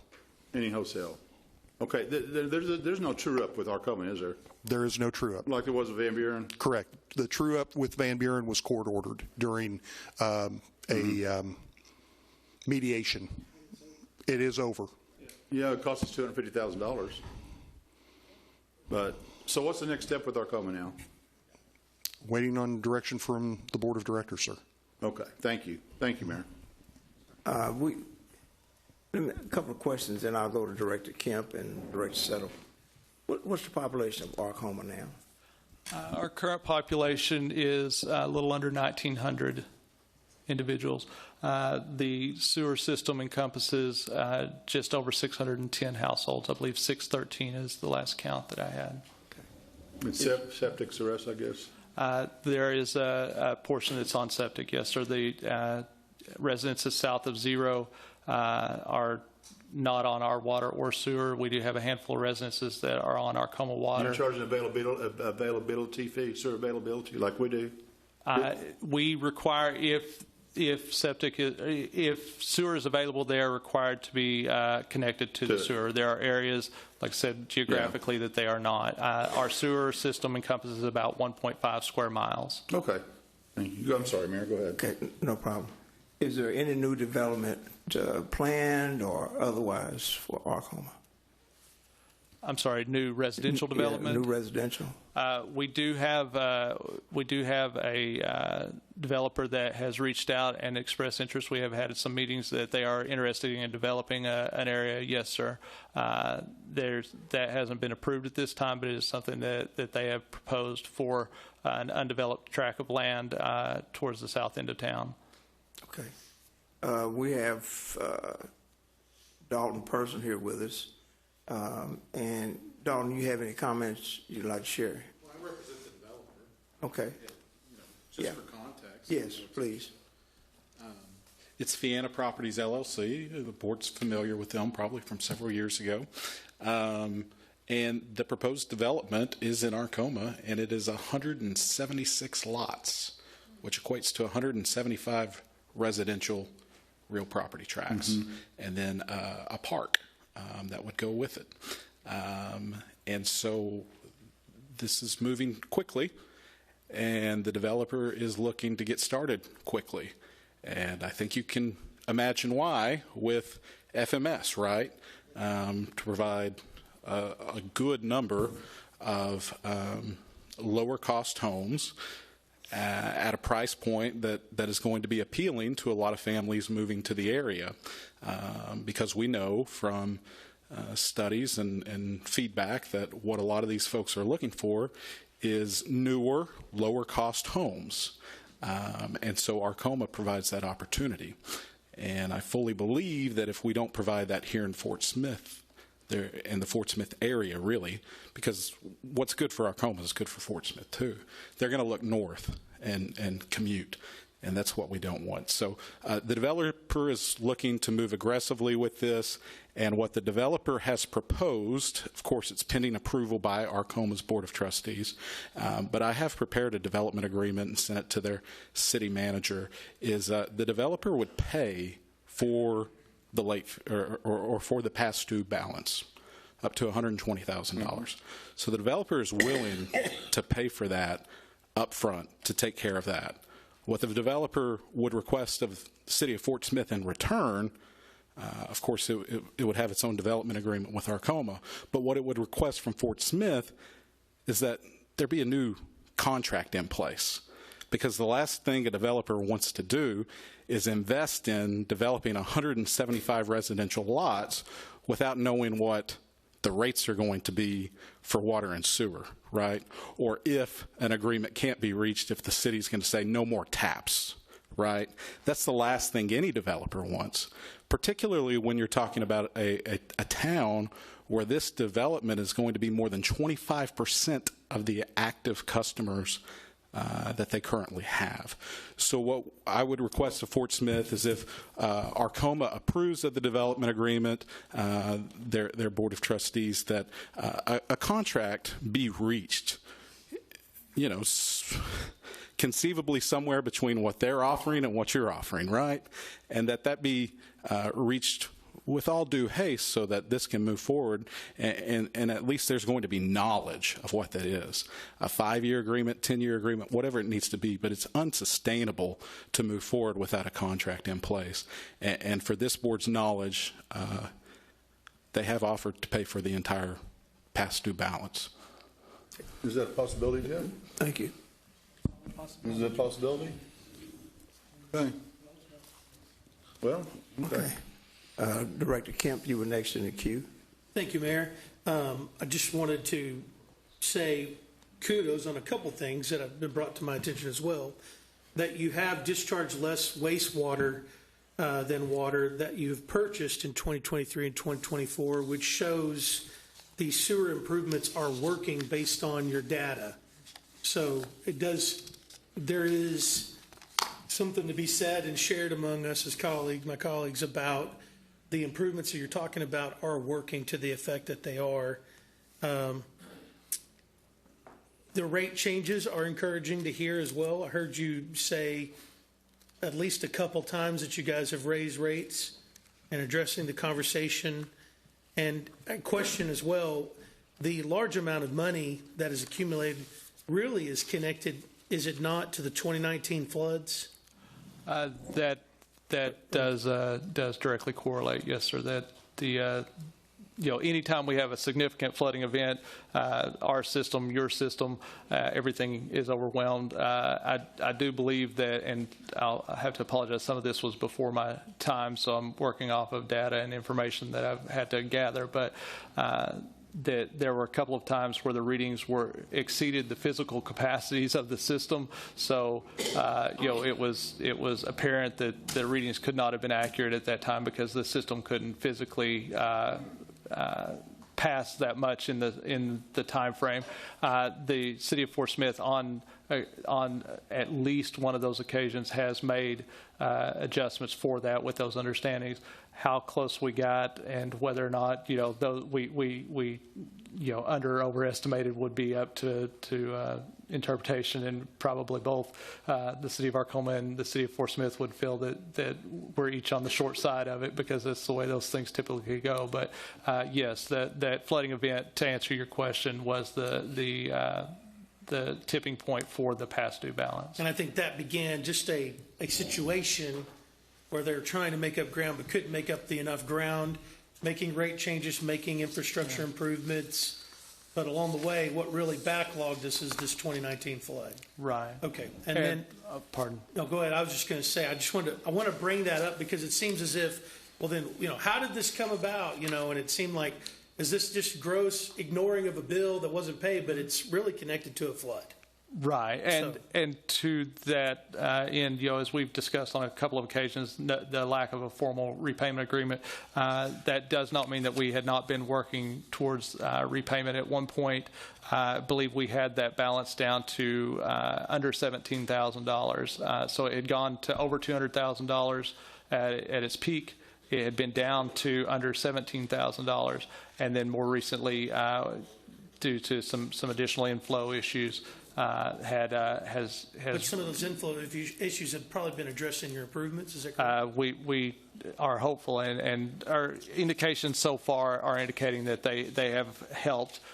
We obviously have additional areas that we've identified that need improvement, and that we're continuing to pursue grants to and funding to implement improvements there. But yes, sir, Mr. Weatherford has helped. I can hand this out actually if anyone cares to have this. This is some of the information we discussed today, but also some things that we haven't had an opportunity to discuss. But it does reflect.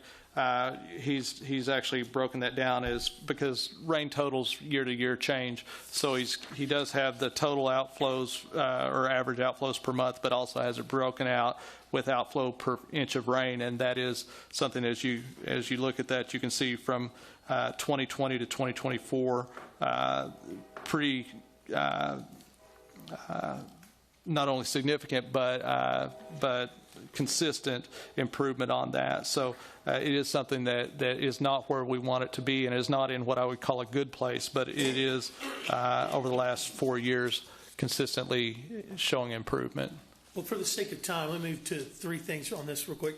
Lance, could you come real quick and speak to this discussion? Because I want to try to, I'm at the place where I'm like, hey, I would love to really propose some solutions. But Lance, when we talk about the city of Arkoma, there was a discussion among the idea, is it a complete system, is it not a complete system, and all those things of nature.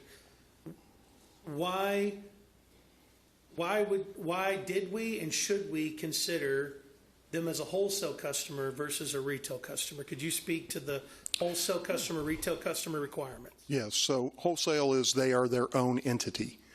A wholesaler has their own collection system, pump stations, and is responsible for that, whereas a retailer is basically plumbing.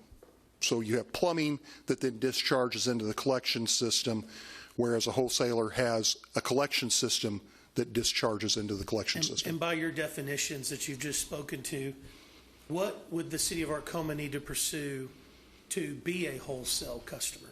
Well, they are a wholesale customer. Because they have a collection system that discharges directly into ours. Their houses that they have, those contain plumbing. So because they're plumbing, that's their retail customers. Just like, you're our retail customer because the plumbing from yours then goes in. There's a difference between plumbing, which is done by plumbers, and a collection system, which is done by contractors and things of that nature. So I hear you calling the city of Arkoma a wholesale customer. Yes. And the rates we're proposing match our residential rates. Is that correct? They match our retail rates because we don't have, for sewer, we don't have a separate residential, commercial, industrial. We have one rate for all retail customers.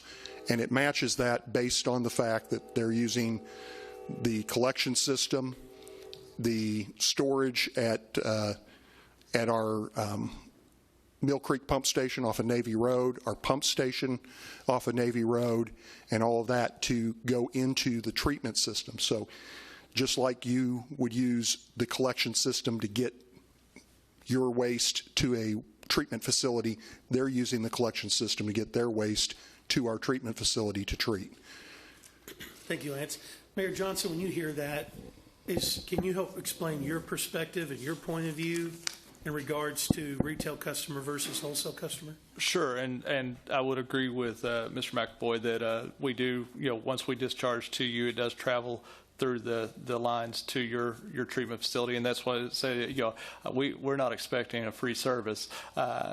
We understand that there are costs involved in doing that, and we want to find a fair and equitable cost for that. One of the differences, as he pointed out, from a retail customer or your individual home, is that when you pay your sewer rate, it's based on how much water goes into your tap. So, for example, and this is going to be a very small scale, but we'll use the residence as an example. If you were to have your sewer line or your sewer tap that fed to the city line, if you had a crack in that, and so you had rainwater that when it rained on your lawn, it fed into that, the cost that you have, your rate helps to absorb that, but that's not being metered. You're not paying that. You're still paying if you bought 2,000 gallons of water and you were to discharge 2,500 gallons of water, you're still paying based on the 2,000 gallons that you bought.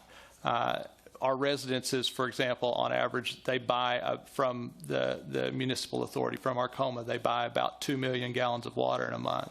But with those inflows, those INIs, and the non-metered usage, the outflows are significantly higher than that, and that's where those rates have to, both for your system, just as you have to set your retail or customer rate so that you can absorb all of that for your system. When you have INI, when you have inflow issues, you've got to look at your total cost and then set your customer rates to meet that. With the city of Arkoma paying a retail rate for that sewer, our customers are effectively having to pay for that twice, because they're paying for the inflows for Arkoma, but they're also having to absorb the full cost of those inflows for the city of Fort Smith as well. And so that is where I believe that the wholesale rate should be significantly differentiated, just as, wholesale purchase of almost any other product. I know Director Katsavas has a restaurant, and we don't to serve your sodas at the restaurant, you don't go and buy them out of the vending machine at full retail price and then try to serve them out. It doesn't work. You can't make that work. We can't make that work as a municipality to pay full retail rate, provide the services of a municipality, provide and do the infrastructure work, run the pump systems, do all that, take on the inflow, the INI, the additional flow, and still give our customers a rate. We no more than you can charge $30 for a Coke and have any customers. We can't charge our customers an additional over $100 a month on top of what they're already paying and have any townspeople left.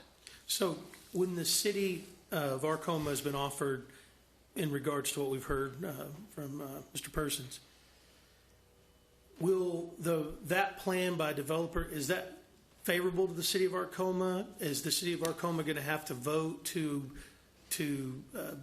be in support of this developer and more further than has already been approved? Could you speak to your sentiment of that as the mayor? Well, I won't speak for the full board. We obviously, as a board, will have to review that. But any time that we have a good developer, a good neighbor coming in and wanting to help your community grow, help build affordable housing, and help, frankly, while it would be an additional, obviously, both sewer and water total flow, because that would be new construction, percentage-wise, it's beneficial both for Arkoma and Fort Smith in that new construction would, by default, lower both the water loss percentage, as you would have additional billed customers with minimal additional loss, and also additional flow with minimal inflow addition, because again, you're not installing 40-year-old lines. And earlier you had spoke to that the number has gone up, come back down, been to 17,000, and has gone back up to 120. With the rates that have been passed by Arkoma, if the developer was received well by the city of Arkoma, that transaction does take place and did help recur those costs. will the current rate structure be able to sustain that, or would we see a variable of some amount creep back up again? We anticipate right now, without being able to take into the full effect, and to be candid, we have been able to have some discussions. We haven't been able to fully assess all the impact that development would have. So I wouldn't be able to speak definitively for that. I do believe that it definitely moves the needle in the right direction on that. That being said, we are prepared to reassess our rates. In fact, one of the reasons we haven't yet is because until we know what we're looking at from the city of Fort Smith, it's premature for us to go and make a rate change, to likely have to go and make a follow-up rate change. But we will reassess our rates with regard to our discussion here, with regard to the development, with regard to all changes in factors, to make sure that we can remain current on that. That is something that will happen regardless. I can appreciate how hard it is to have these rate discussions, so I would say that you speak wisely to that matter. My understanding is the rate that was proposed is in that, years ago to Arkoma was at the $2 and I think 59 cents or something to that effect. Currently $2.69, yes, sir. And then the rate you all proposed was like $2.81. Is that correct? That would reflect the 3.5% increase that your citizens were faced with as well. Because we definitely don't feel that we should see your citizens see an increase and us not. To the point that you made about everyone paying their fair share, and I agree. I do think it's important to do that. In fact, our citizens currently are at our current rates. They're paying about 30% more. So we understand that, and we realize that you're not receiving all of that, but you're actually receiving more per average customer from our customers than you are from yours because of the additional I&I inflow. So is there a proposal that you have of a higher rate? I just want to ask one last question. I just want to ask one. Yeah. I'm the one that put it on here. I didn't hear any silence. It was me and Rigo, the only ones that reason we got the meeting here. Question is there a rate, hearing that we're up here, you're here, right? Is there a middle ground proposal? And that is my final question. Thank you. Sure. We're open to discussing that. The 3.5% is not something that we're looking at saying we can go no farther than this, but we needed to get to a point where we could understand that we can't approach the 8.75, and that not only is it financially not possible for us, but we believe as a class, as a wholesaler, that it's not the correct request. And so we're trying to correct that, and if we can get that corrected, I do believe that if we can meet a wholesale rate, I think that we can find a number there. Yes, the proposal that we had put before you previously was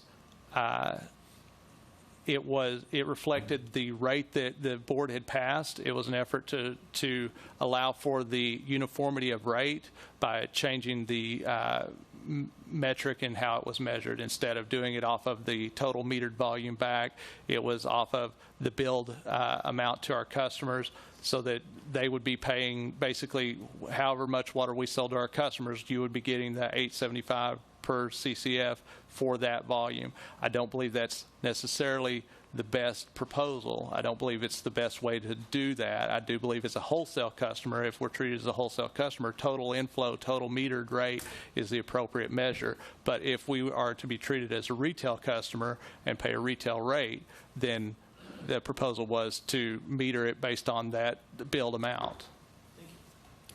Thank you, Director Settle. Thank you. Thank you, Mayor, for being here. My understanding the rates that you gave us, is that just sewer only? Yes, everything that we have discussed is on the sewer side. So yes, I did some quick math. 5 CCF is about 3,500 gallons. By my math, it's about $50 for us, right, Lance? $9 for times 45 or times 5, and then $5 for the base rate. So about $50. I calculated yours at $77.70. that would be approximately. So I'm struggling with. You've already covered the cost to us.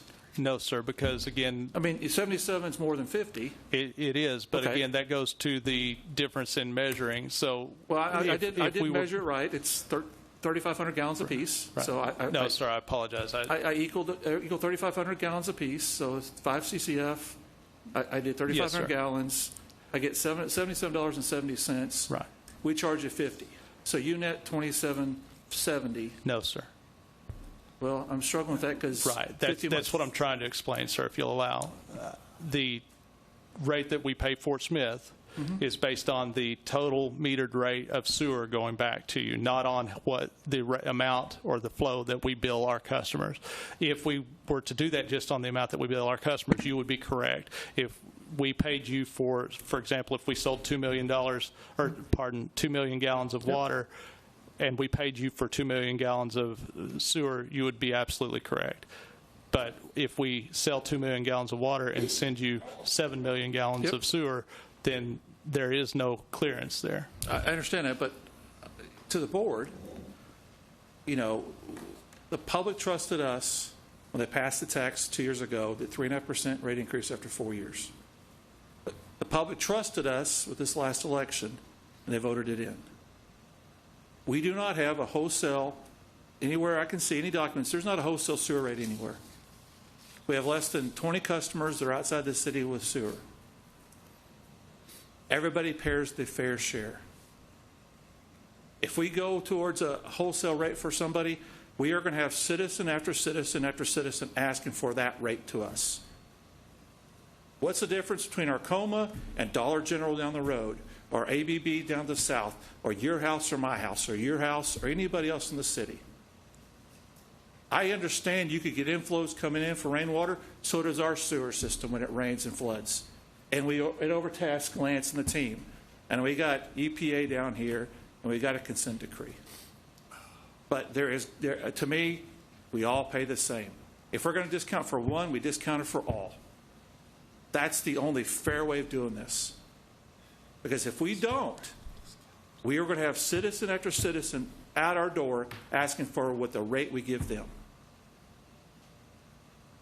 Water's different because we sell wholesale water. They're guaranteed a rate. Sewer is what comes back to us. I'm sorry, but I've already got some text messages and phone calls about this already, and I've been told if we do this, citizen after citizen will come to us and ask for this discounted rate if we do anything different. If they have a problem with the inflows, and I understand that, then they need to go resolve that on their side. That's not the city of Fort Smith's problem when somebody else has a sewer problem. No difference than our other 20 customers. If they had inflow problems and all of a sudden they had a massive to us, they'd have to figure that problem out. Mayor, I understand, but I represent 90,000 citizens of Fort Smith, and we have 167% rate increase in 2015. We kept rates low. We've asked to pass a tax, 3.5% rate increase, going to $11 or $12 in 3 or 4 years, if I'm not mistaken. Is that close to it, Plan? It's about $11 in 4 years per household, per CCF. They have seen this increase, and luckily they passed the tax, so we can keep it down. But I am not going to do anything that I don't do to my citizens first. So if we're going to discount it for them, we should discount it for everybody. Thank you, Mayor. Director Good. Thank you, Mayor. Let me start out by thanking Dalton for your presentation and shared information on that development plan. Let me thank Director Settle and Kemp for all the numbers that you provided. Director Settle just talked about fair. I'm just going to point out a few things because the numbers are before us, and that's just going to be what the board and staff determines where we go from here. But Director Settle just talked about being fair. You know, we didn't get to where we are right now overnight. You know, we have been in negotiations with EPA and DOJ for a number of years. So if we're going to talk about fair, let's talk about fair in the history of being fair. You know, we didn't get to where we are with our citizens overnight. You know, it's quite obvious that the mayor and vice mayor spoke to the fact that they're not charging their citizens enough to pay for what it costs to run the service. Well, honestly, I can say we're in the same boat. You know, look at where the board has been over the past couple of decades. Over time that the issue has come up to increase water rates has failed. Sewer rates, we just raised those. No board since I can recall has raised rates until we have as of recently. So let's talk about being fair. You know, we are where we are because it's taken time. So let me point out some things just to start my conversation. First of all, I want to thank the mayor and the vice mayor for being here tonight. Because when you were here, when you were present at the Tuesday study session at the fire department, and the mayor asked if any board member wanted to hear from you, I was the only one that spoke in favor of yes. And then a second board member then said that didn't see any reason to do that. And then it was silence. So the reason, in my opinion, well, not even just my opinion, we've already heard, the reason for their response and frustration was board members' lack of agreement to even hear from them at the time at our study session. You know, there were comments made by our board in public forum expressing the lack of grace and empathy, at a minimum, to hear them out. When that's all we've been doing with EPA and DOJ, as well as our customers, our citizens. How the board responds and responded then sets the tone for staff. Where do you think what we were talking about, you know, not showing them any grace or empathy, tells staff? Well, that means we're going to have to put some numbers together that are going to make it almost impossible for Arkoma to pay. History of why we are here matters. And I just talked about where the board was. It matters. So that's why I wanted to hear from Arkoma. So that onset of we don't care at that Thursday study session by not hearing them out, or for whatever reason, would not even have come to them having to reply the way they did.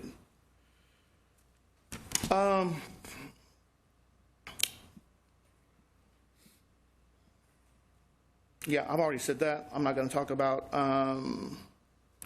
Anyway, I'm going to skip a lot of this because I was just taking some notes and some things I wanted to say because I was really, I talked to a couple of citizens that asked me about our water rates increasing over 300% because of what we're doing to Arkoma. And I've also had several people ask me, what do you intend to do with Arkoma?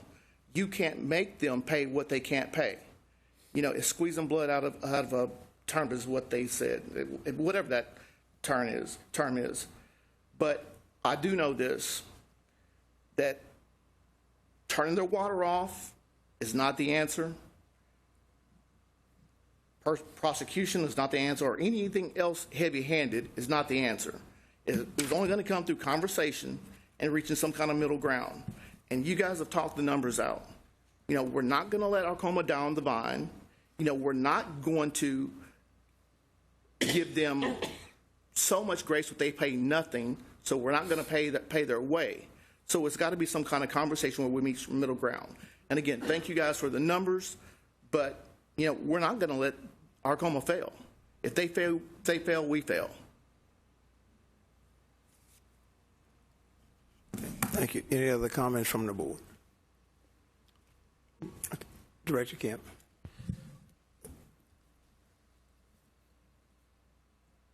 We need a clear next step.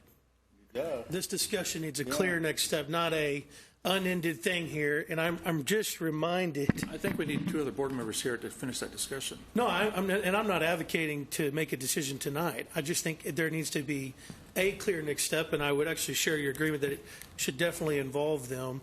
I guess explain, if you could, Director Settle, your point of view furthermore about when you asked what's the difference between, say, Dollar General and Arkoma, or the 20 outside users outside the city limits, and you may be right. Perhaps those people need a discount But could you explain further, that you don't see the city of Arkoma any different than the 20 outside I users? treat everybody the same. We had a discussion about the PZZ earlier. Treating everybody the same. Yeah. I treat everybody the same. There's one sewer rate. We don't have an industrial rate. We don't have a commercial rate. We have one sewer rate. If we want to have a residential sewer rate and a commercial sewer rate and industrial, and then that'd be fine. We have one sewer rate. We have tiered systems for water by usage, but sewer is one. So everybody in the city, regardless if they're near the treatment plant or as far south as they can, they all pay the same rate. And think about that for a second. Yeah. The ones closer to the treatment plant should pay less because they have to travel as far. The ones farthest away should pay more. But what do? We make it fair and equitable, and everybody pays the same. So that's kind of where I'm at. Yeah. Is every business, every industrial customer, every resident pays the same. We all know water gets into our systems. Heck, that's part of the consent decree. That's what you got to fix. But we shouldn't penalize our citizens by giving a discounted rate for sewer for somebody else. And that's where I'm at. I respect where you're at. You got a tough choice, but so did we. We had to make some hard decisions. The three of us be on the board when the 167% rate increase hit. And then, that's tough. And so you would say that the wholesale portion that was in that long old agreement sort of expired and ran out. Yeah, to me, if I look back to 2013, I think if I knew now what I knew back then, I would never agreed to that. Okay. Because I think that they should have paid what we were paying. So you're centering it on the change of perspective right there, that if that shouldn't have happened or should expire because it was not a good move. That agreement is expired, and it's like anything else. I feel empathy. But if they've got more inflow coming to their sewer side, no difference than we are, you've got to fix it. And you've got to figure that out. I mean, that's part of it. But we're delivering a service. They're asking for a service back. No different than, any other place in their community, any other business or any other citizen or any other house that we have here. So if you're asking, that's my 2 cents. Yeah. Do you favor, just one more point of view, understanding your perspective, do you favor any sort of graduated conversation, or do you think it needs to be that you're just from the people I've talked to, they think they should be paying rate right now.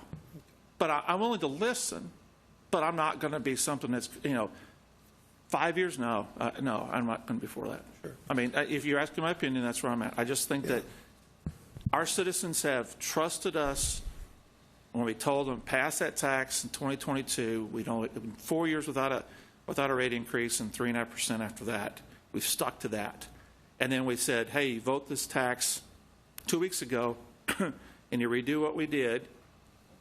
We'll keep the 3.5% in to 2030, and then that tax will fund bondings going forward. So I think that we have asked the public to trust us. They trusted us, and so we got to keep that trust. Well, as a next step, I would like to propose and move that we have administration and Mayor McGill work in communications with the city of Arkoma and bring back another response to this board in a study session in the next 2 to 3 weeks. I think ultimately what I think we've gathered out of this conversation is you can at least feel maybe the inner workings of our side of this. I know I've understood the inner workings of the city of Arkoma better from this discussion. And I think to keep us from not being here all night long, and frankly, you needing books, to dive into numbers probably on your side of this, to make any sort of proposal, or even pulse checking with the board that you have in regards to the development, and what does that look like, and how does that help the case? I mean, that seems as if it's a grant in and of itself that doesn't have to be repaid. That's a huge factor into the conversation of rates. So that would be my suggestion. And I would second that, right, because we need to see and have, first of all, dialogue happening, at the administrative level, and we need to see other things to consider, because right now, it's clearly a static, or at least somewhat static situation that's not necessarily, I mean, the status quo is not what it should stay at for a variety of reasons. And so I would second what Director Kemp proposed, and I look forward to seeing what the negotiations produce with the good folks involved. And thank you all again for being here. Okay. We currently contract with Cards. For the whole town? Yes, sir. Are you happy with them? I mean, are they? They have provided an improved service from our previous contractor. Have they? For sure. Yes, sir. Okay. Okay. Thank you. Any, Director Good, final comments? Yeah, just a question for the board. Do we have direction set for staff, for Lance on what the board wants of staff, of Lance and his department, or will that be with Jeff? No, I would just say, I'd echo that. I mean, the direction for staff, currently there is an ordinance that takes place, there's a rate change that takes effect June the 1st. And so that is imminent. And so in order of doing anything different, I mean, the ordinance says the rate changes on June the 1st. So is your answer, I mean, Mayor, may I speak? I mean, goodness gracious, is your answer really, after this conversation and the direction that was received, that, well, you know, there's a rate that's coming into effect June 1st, what do you, you know, what should be done? I mean, that's what we look to you for, is guidance, some options, some wisdom, some things for us to consider. It doesn't flow completely the other way. No, that is not my answer. My answer is just to achieve clarity that there's a recognition there that we are going to do something different with Arkoma in the next few weeks than what the ordinance requires. You should bring something to the board Tuesday night that does that. Do something, temporary pause, something while the negotiations go on. I'm not telling you. Yeah, I'm just looking. I'm just trying to get board. That is fair. I mean, that's the kind of thing I was looking for. Thank you. I mean, I'm not saying I'm for or against. I'm just saying that if that's what you have to do. You have to make a motion second to do something that puts a temporary pause on that rate while you're negotiating, if that's truly what you want to do. And I'm just trying to give clarity for the board. That's all I'm doing. Yeah. Sorry, Jeff, it's been a long day. I can amend my motion. I would say if that's the case, then I would like to see negotiations happen between here and next Tuesday. And I would like to see something in writing as a proposal on next Tuesday. I mean, I don't think we ought to kick the can down this conversation. I think we need to come to a decision, and ultimately, I would suggest having a temporary pause while negotiations are going on and pass something like that. That's what I would suggest. Because if you don't get clarity on rates, then that's where they're at. I'm just looking for just Robert's Rules of Order. I just do something like that. I think that we can come to some sort of agreement. I just wanted to make sure that it was okay with the board that we stayed this issue of the rate. And if we need to do something on Tuesday, we certainly can bring something for that. But I do think it will take more than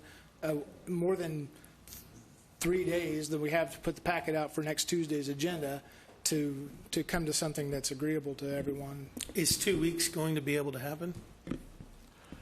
We'll make every effort to meet whatever timeline we need to on that. It's, you know, our administrator, for lack of a better term, is moonlighting as our administrator, because among the other things we can't afford is a full-time administrator. But so we'll have to work with his schedule. But between him and our city attorney and Mr. Dingman's office, I think that we could attempt to have a proposal before you for. And I apologize, I don't know what your meeting schedule is, but I think that 2 weeks would be aggressive, but possible. 21 days is probably more feasible for all parties. Then I would say we just motion to stay the rates for the next 21 days so that discussions can be had between the city of Fort Smith and the city of Arkoma. You'll need an item on next week's agenda to do that. And we can do that. Because it's what you're saying, like, so everyone has a realization about the calendar, like June 1st is Sunday.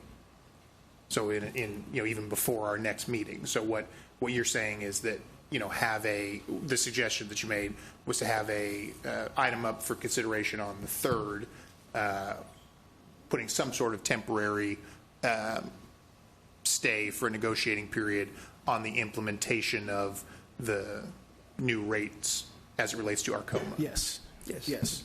Yeah, I'd like to see this board come to some sort of decision in June. That's where I don't want to see this carry on. I do think I share Director Settle's sentiment that there's this striking of, I've heard both. I've heard, we got to be fair, and what's fair it is, and needs to stand as it is and move on. And then I've heard, come on, man, let's have a little bit of discussion and grace in this conversation. And so I think at some point or another, through the deliberation of this board, a decision needs to happen in June. We owe that to the voters. And Lance, you're motioning, so I want to give you a moment, I guess. I just want to point out that the current ordinance goes into effect in June, but that would not be billed until July. That's June's usage. So we just need to have that understanding that should that go longer, it would be it could be delayed. Okay. But more of a reason to move expeditiously on this. And I'm sure we will. It's important to all of us. They've got a developer waiting to go to work and other things, so we'll do that. I'm sure we'll do it as quickly as we can, but we're going to do it. We'll try to do it right the first time.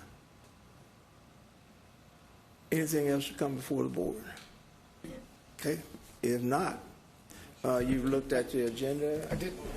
I did want to make one comment on the agenda, and I'll clarify with the city attorney. But there was an item placed for executive session related to the internal auditor, formally placed by the board for June the 3rd. I think that anything related to process for that requires an open session discussion and not executive session unless we're talking about a specific person in there. And so I will clarify that, but I believe that item may need to not be in an executive session discussion. Anything else? Thank you. Good to meet you. Thanks for being here.